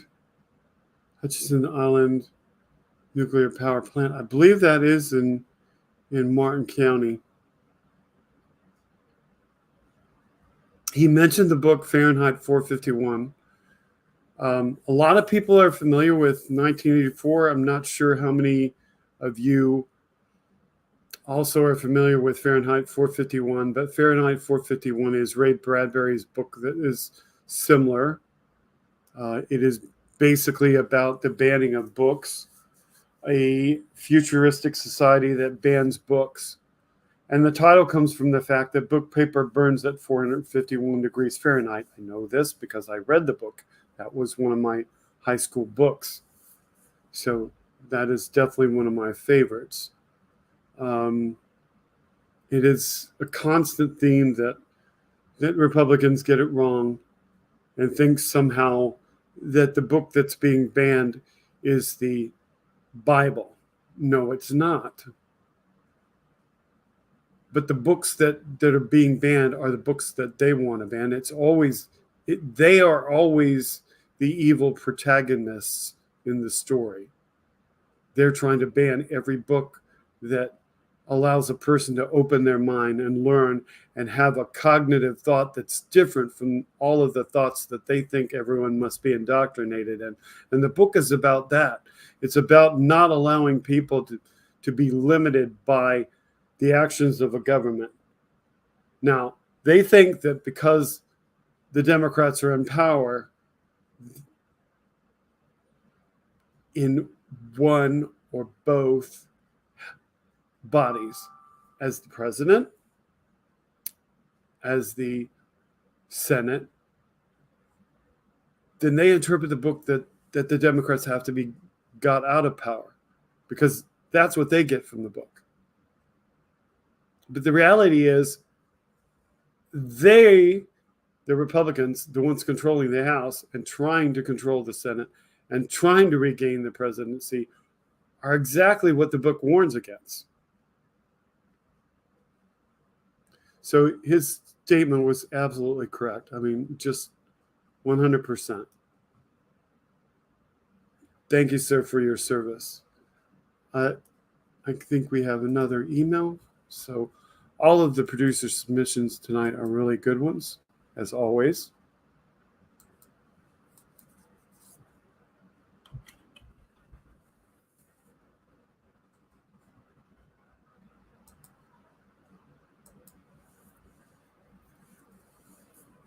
By the way, as I move that, I want to mention last week,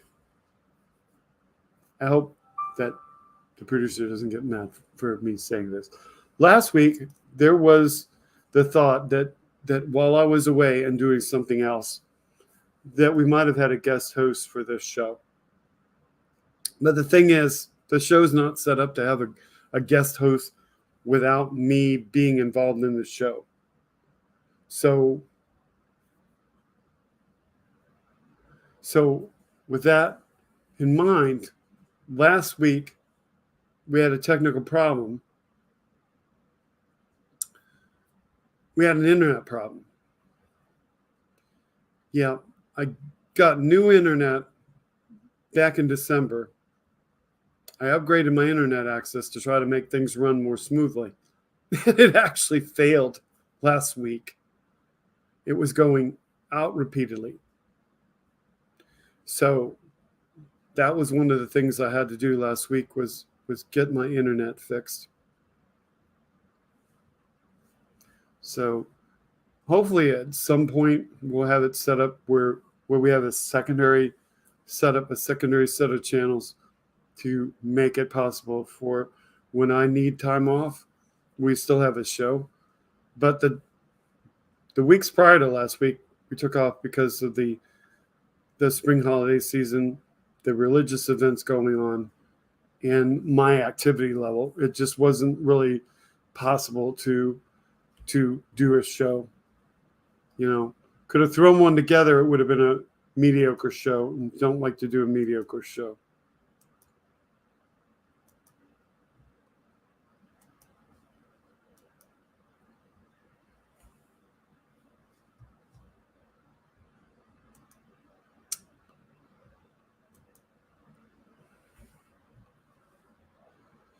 So Ron Filipowski reports he's on his way to Japan and South Korea first, but he will be on Israel on Thursday. Yes, apparently Netanyahu expressed his interest in meeting with DeSantis on Israel trip this week. So Washington Examiner. Can I open Washington Examiner? I don't know. Probably no. It's probably just a picture. But apparently DeSantis is going to take his book tour to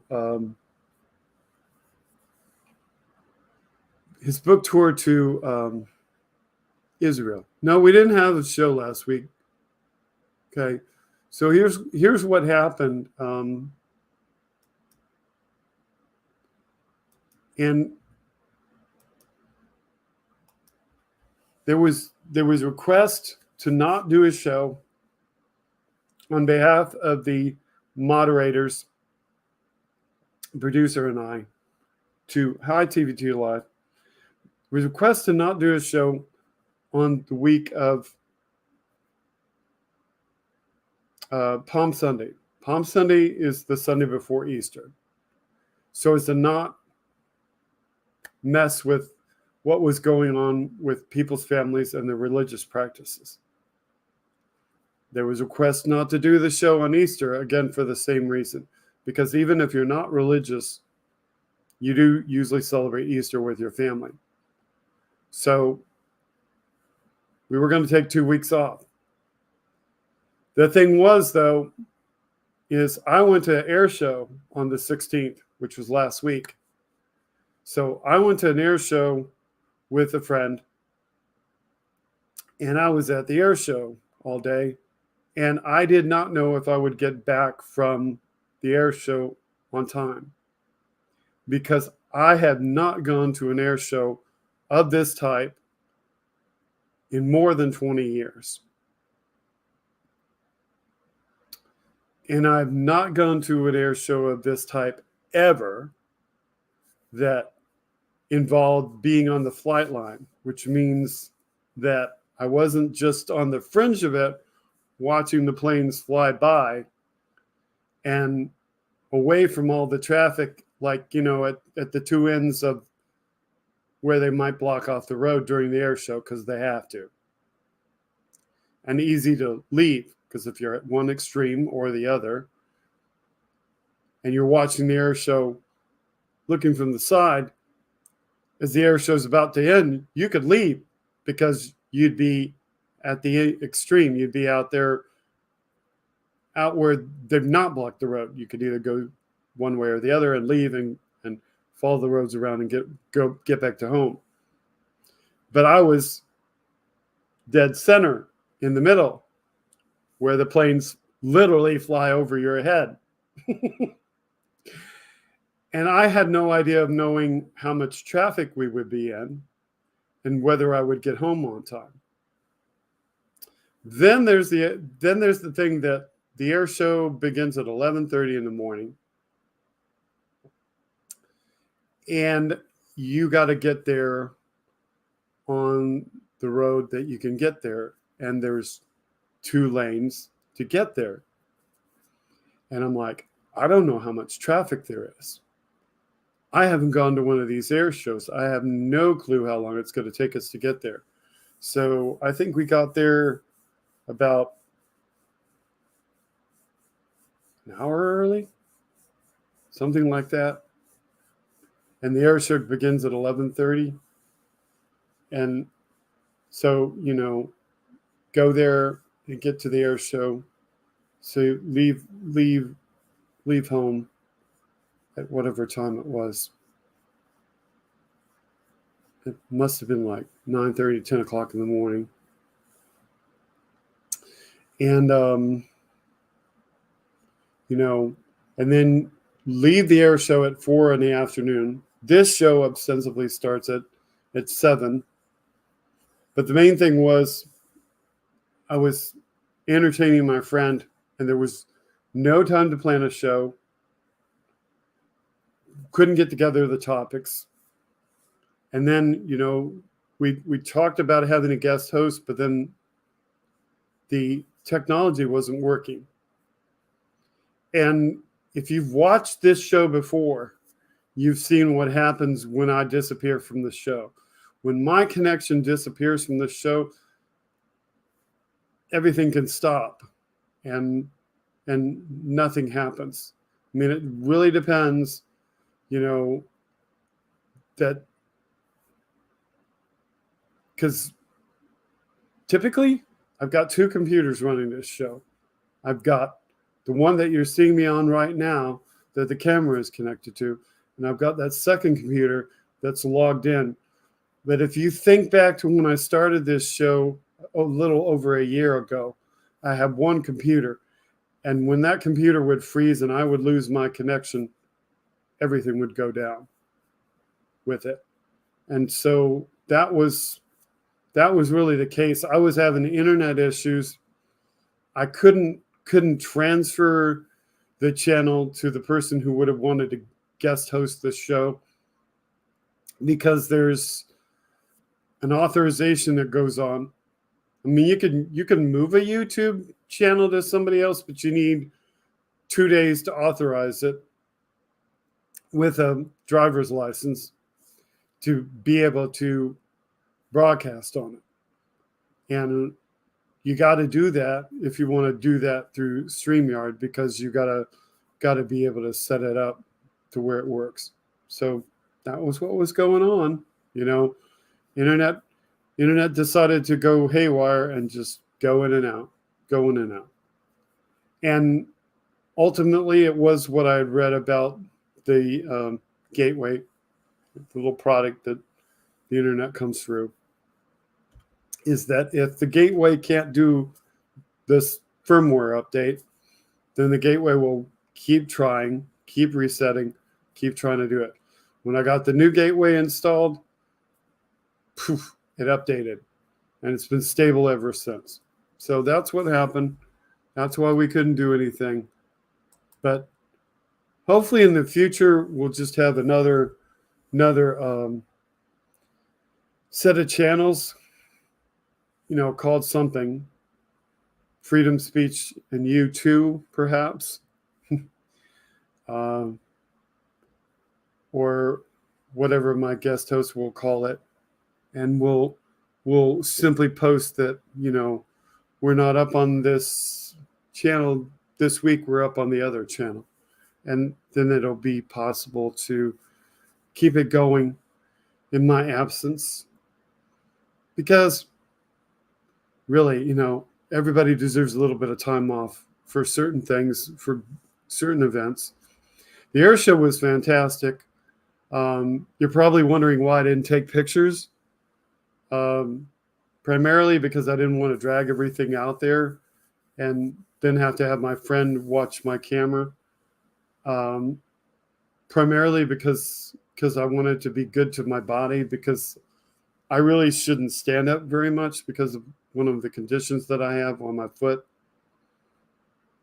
I mean, I do go out and take pictures of rocket launches, but rocket launches are over and done with, in a matter of seconds or minutes. And when I go out to rocket launches, I'm usually going somewhere where I can put my knee down on my walker and rest my foot. But you can't really do that on the beach. And I didn't want to take my walker on the beach because I knew that I wouldn't be going somewhere where it would be conducive to do that. And I knew that if I took my walker on the beach, that's an extra added item that I have to drag besides a camera tripod and a camera. It's just too much. So didn't want to do that. Enjoyed the show. Thought about doing it with my cell phone. My cell phone was really bright, and I dialed my cell phone down and my finger slipped, and I laugh at myself, and you should laugh at me too. I literally put my cell phone on the lowest possible brightness. I couldn't see to take any more pictures. So I have about 4 pictures that are not worth sharing with anybody because they were rapid snap, but they show the planes just moving slowly into frame and going between the edge of the frame and the umbrella that was in the picture. But they're nothing. I'd rather show you somebody's professional photos instead. And I did in the social media postings that I put up for Facebook. I showed me mine, but yeah, just, Google Cocoa Beach Air Show and you'll probably find all kinds of really beautiful pictures by people that can really take them. So, at some point, ADMFLAGURL38 will take over the show again. She was invited to do it tonight, as she always is invited in case she really wants to come on. But that is just the nature of things.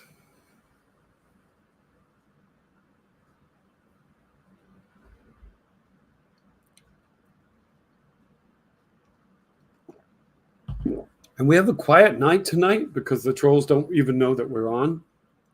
And I believe that's due in part to the fact that we were off for 3 weeks. And it's also due to the fact that I did concentrate on making the show possible tonight, and I didn't tweet about it. So maybe there's that. But it's nice to have the core group of people here every week. You guys really make the show.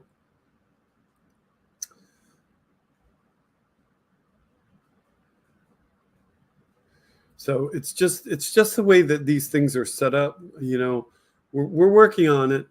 We're going to have a setup soon.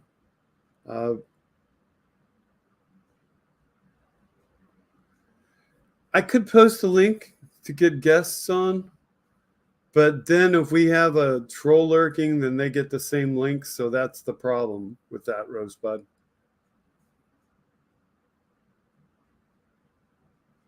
So.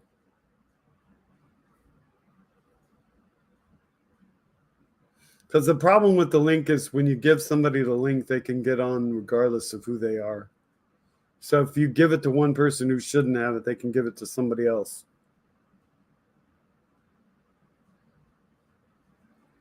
And if you watch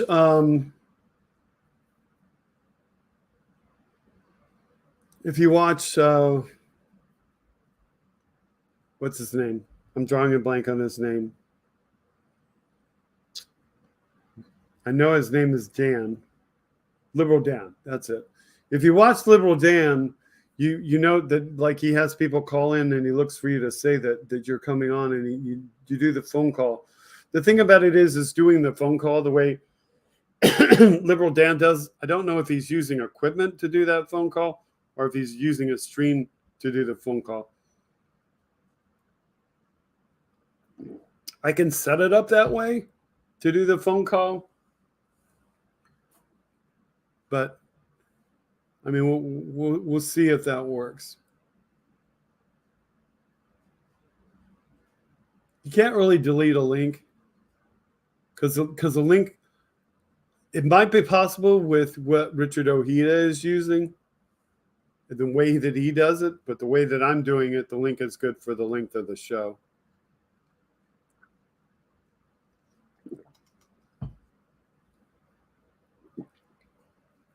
Yeah, Restream and StreamYard don't work that way. Restream and StreamYard, you give somebody a link, it works.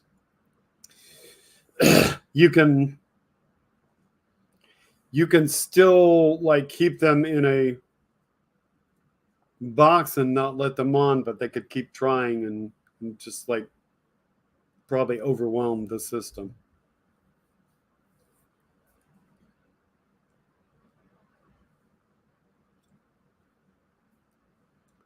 So it would, you'd have a hard time keeping out people that are trolls that are smart enough to have like multiple names.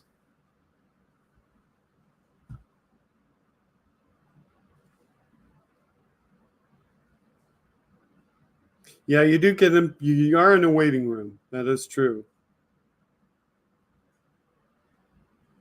But the problem there is that you have if they have like chat filters or whatever to make themselves look like somebody else, you wouldn't really know who you're talking to until they start talking.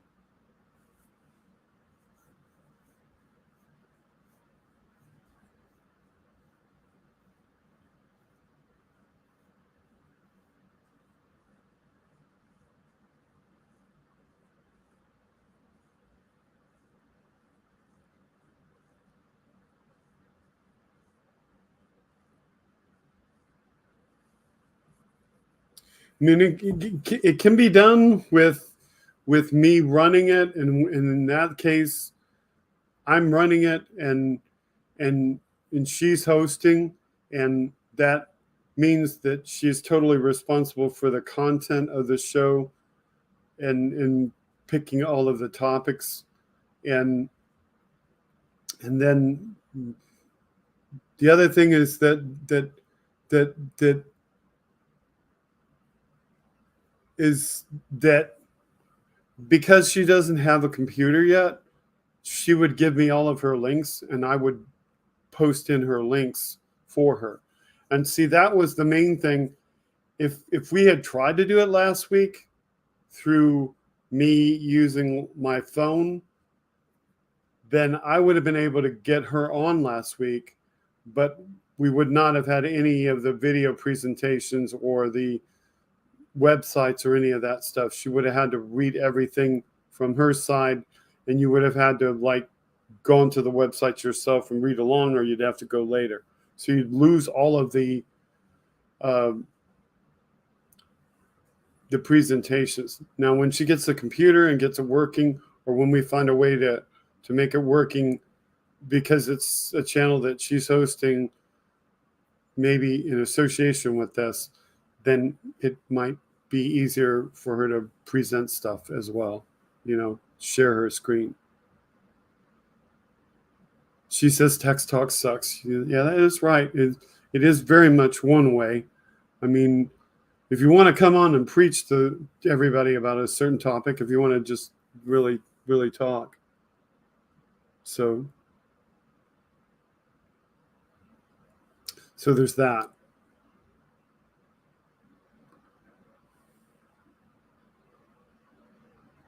So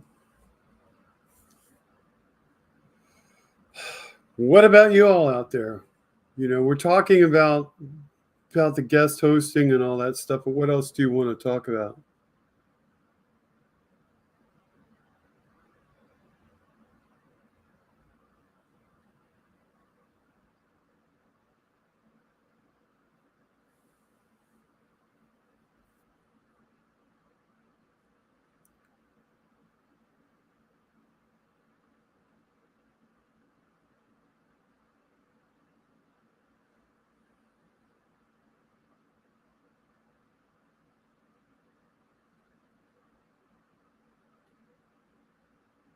I hope you get your cast out tomorrow.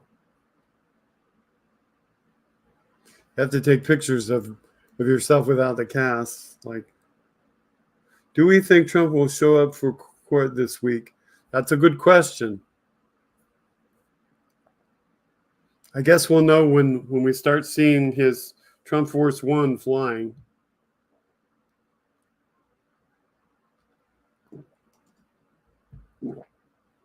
And which court is he going to, Rosebud? Hello, Jim the Geek.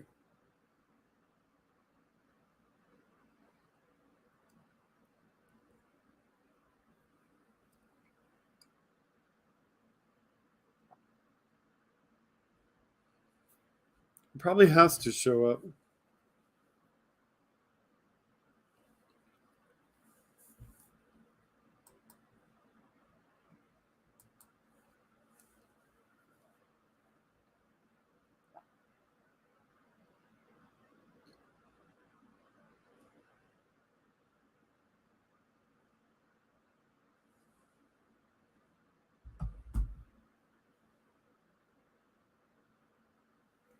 He doesn't have to show up for the rape and defamation case because it's a civil case.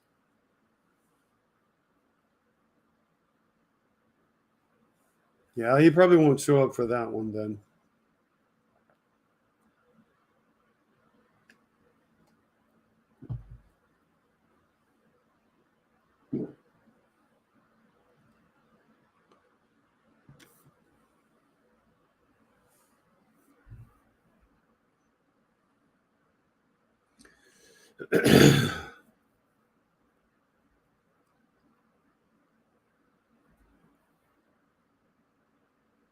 So when you say next week, are you talking about the cases that he would have to show up next week?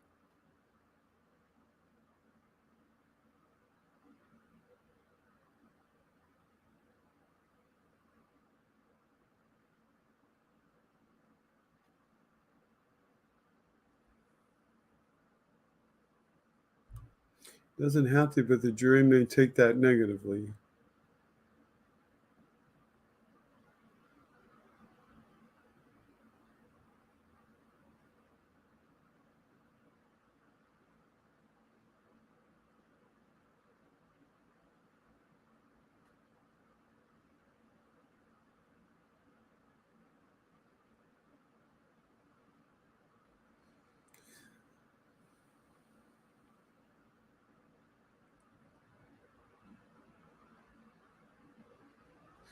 Love to see that video, Wes. They all want to meet him. That girl in Georgia, the foreman of the grand jury, was giddy about the idea that she might get to meet him.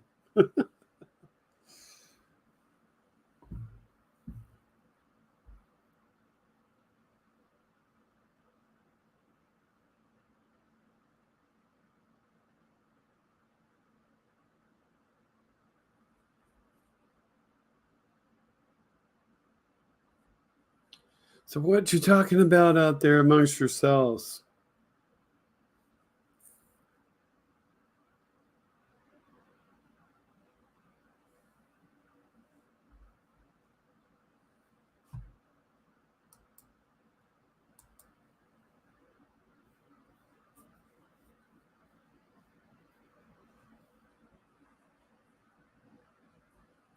Since they are civil cases, non-appearance may work against them. In criminal cases, juries are instructed to not hold that against the defendant.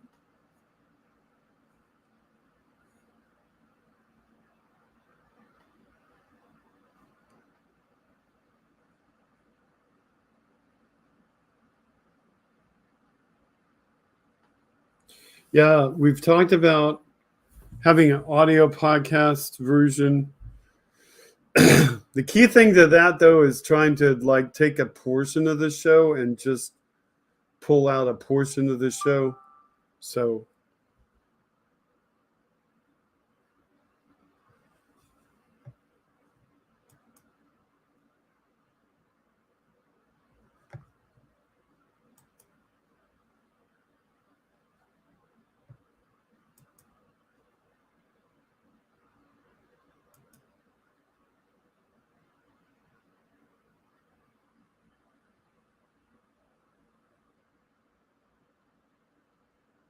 What'd you do now, Wes Webb?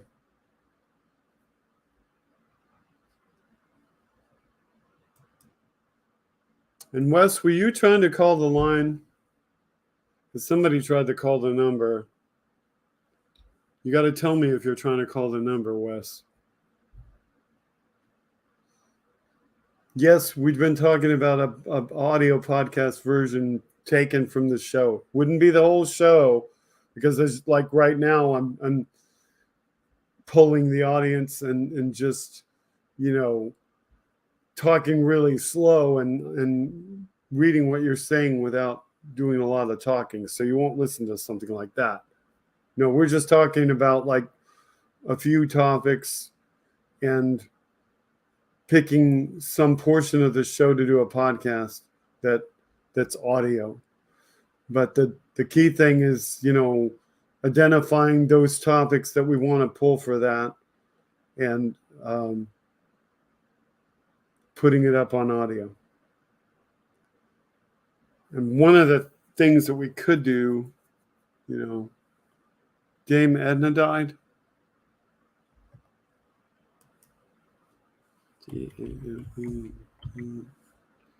Oops, wrong keyboard.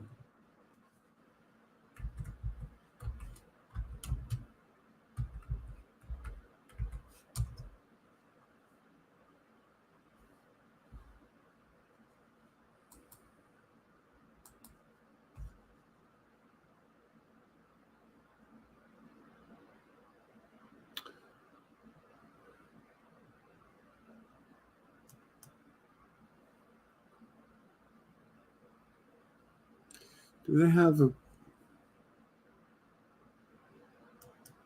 thing that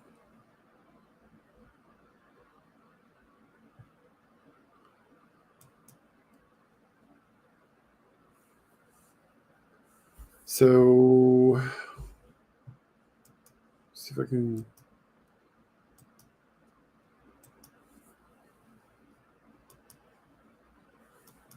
a whole bunch of pictures of Dame Edna, but you can see some of them.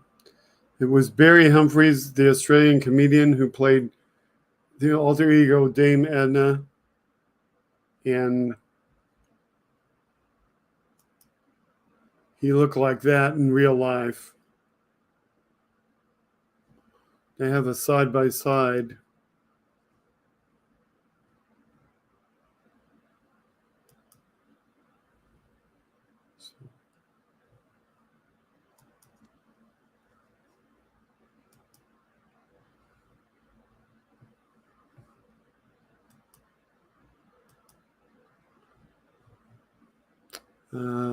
Not what I wanted to do. Let's see. Make it bigger.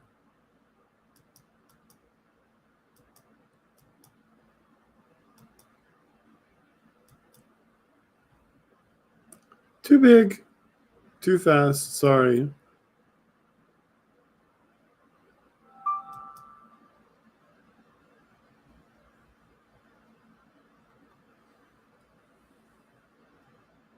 He was 82 years of age, but feeling like he was 30.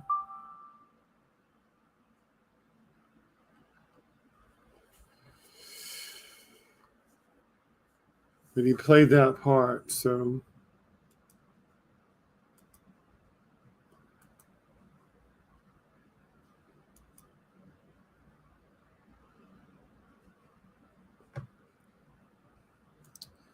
So somebody is apparently trying to call the number without asking to call the number, so they're just going to run into a roadblock.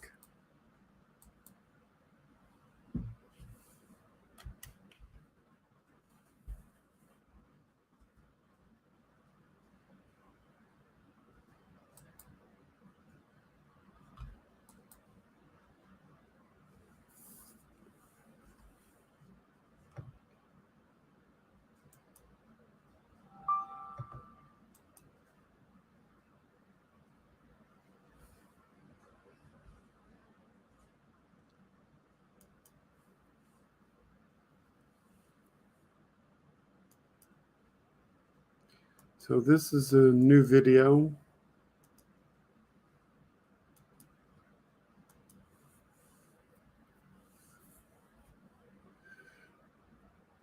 RNC Chair Rona McDaniel, learning in America the greatest crime you could have is to be a Republican, she says.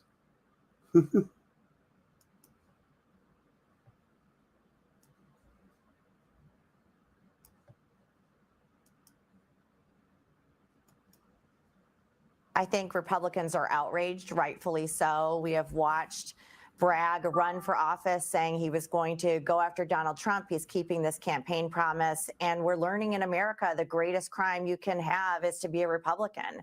Whether you're a parent at a PTA meeting, labeled a domestic terrorist, or the former president of the United States, Democrats are going to come after you any way they can. I think Republicans. Wine, wine, wine. Little baby wine.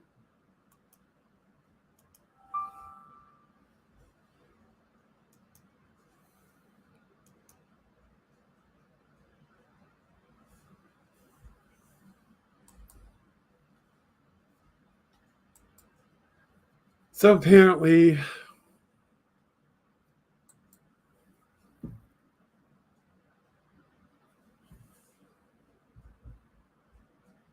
no sound? You didn't get any sound on that, or you didn't get any sound from me? Is Wes the only one missing sound?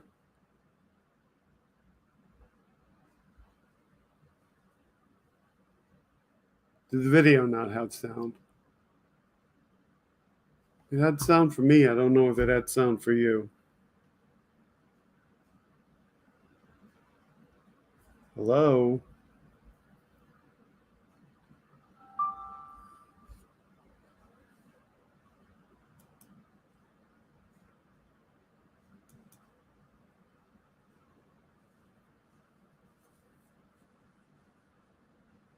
Okay, that's good. You did.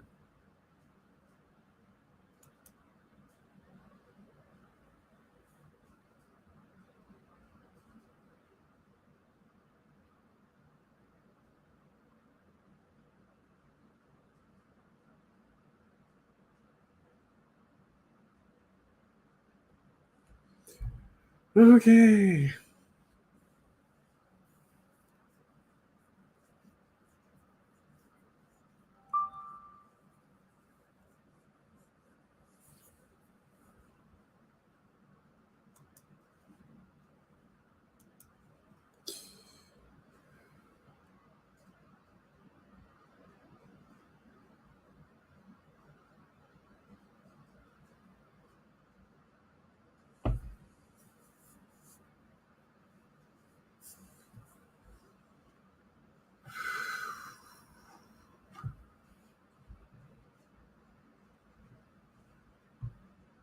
Look something up for a moment.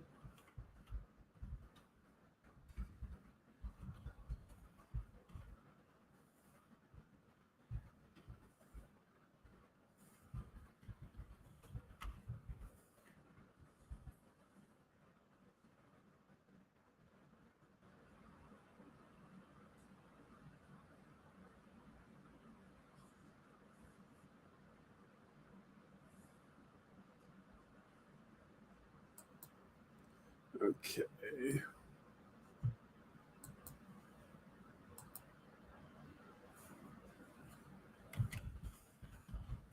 Got to do one little administrative task, so talk amongst yourselves.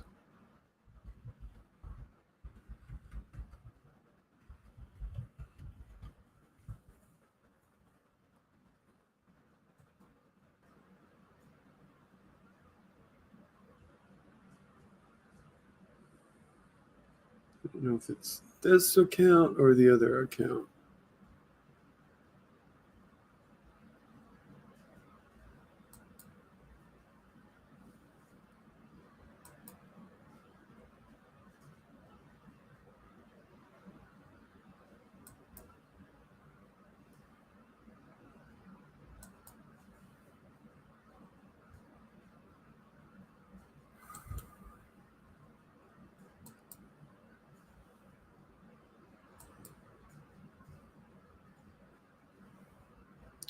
I don't know why it won't let me see that. Isn't that interesting? Okay. Guess I'll have to figure that out later.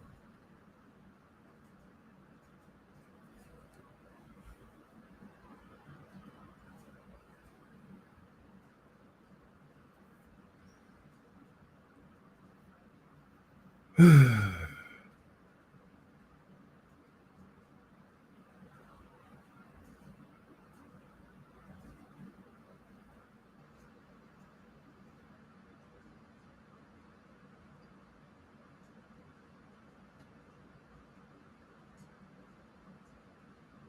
you didn't hear the video, huh? Sounds like some of you didn't hear the video.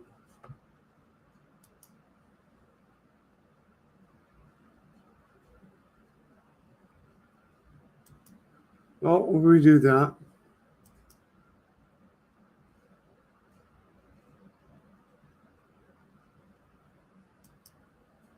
It's not like it's anything worth hearing, but still, you can still hear it. So hang on.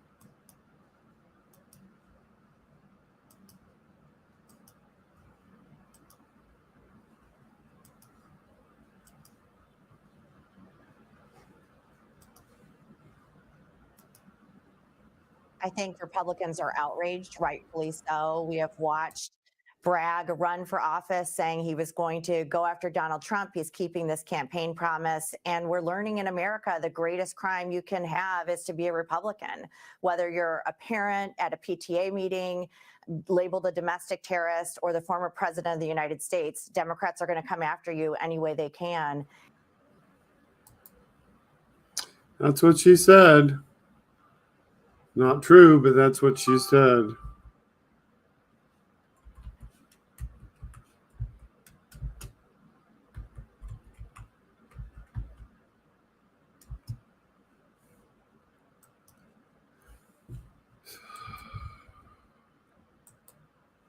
So we have a cuteness segment for tonight.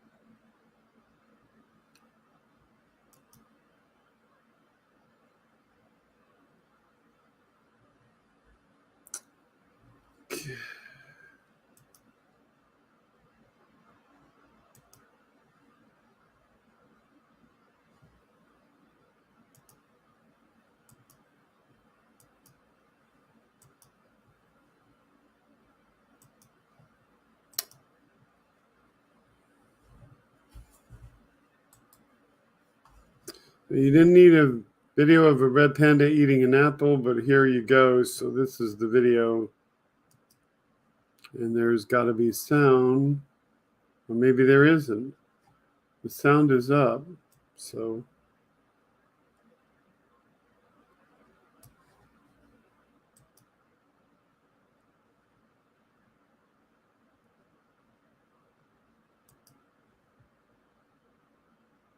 but that's a little red panda eating an apple.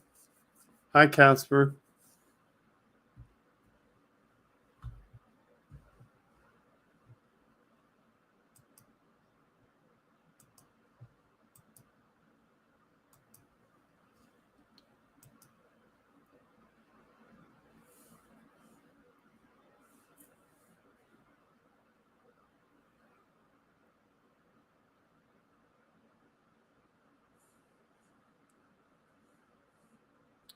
Okay.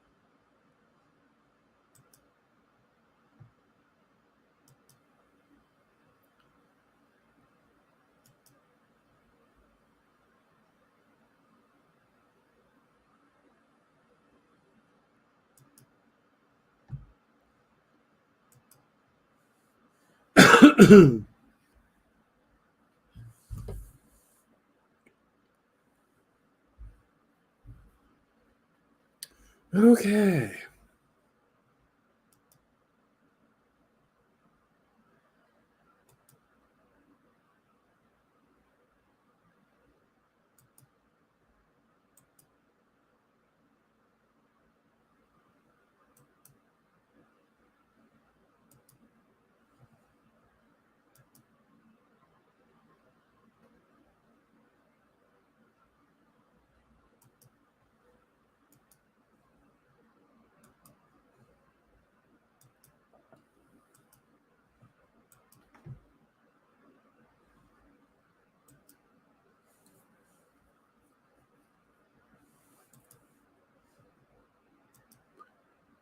Couple of clicks, some administrative stuff going on in the background.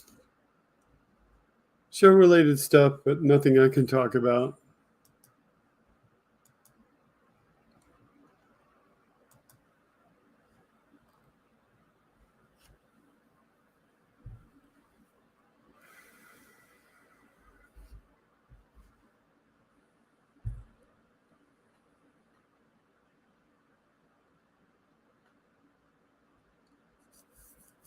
So, Aaron, I'm hold it, or however that is. Yes, we did talk about the damage done to the SpaceX launch pad. We showed that picture. Basically, they let the rocket burn its own flame trench.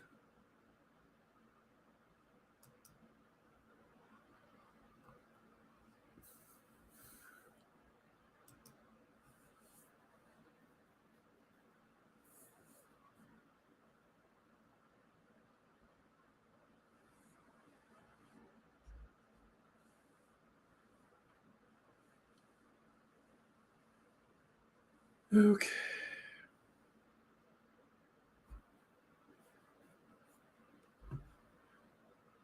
So,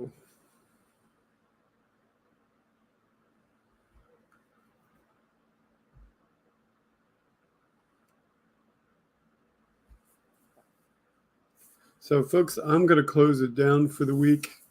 I know it's only about 2.5 hours, but I'm ready to close this down. We'll come back next week with another show of this. We'll have new topics. The news will never stop. We'll always have something new to talk about. We'll have more of what you want to talk about.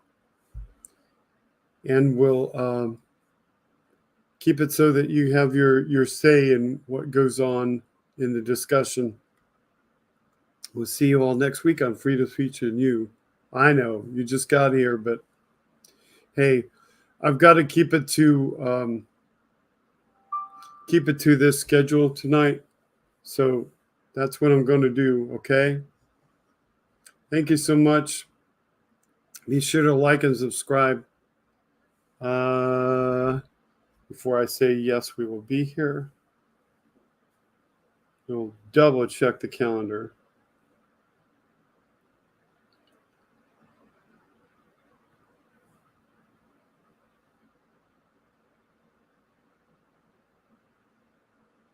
Yeah, there's nothing that's going to conflict with being here. So I will be here next week. Thank you very much, and have a good night.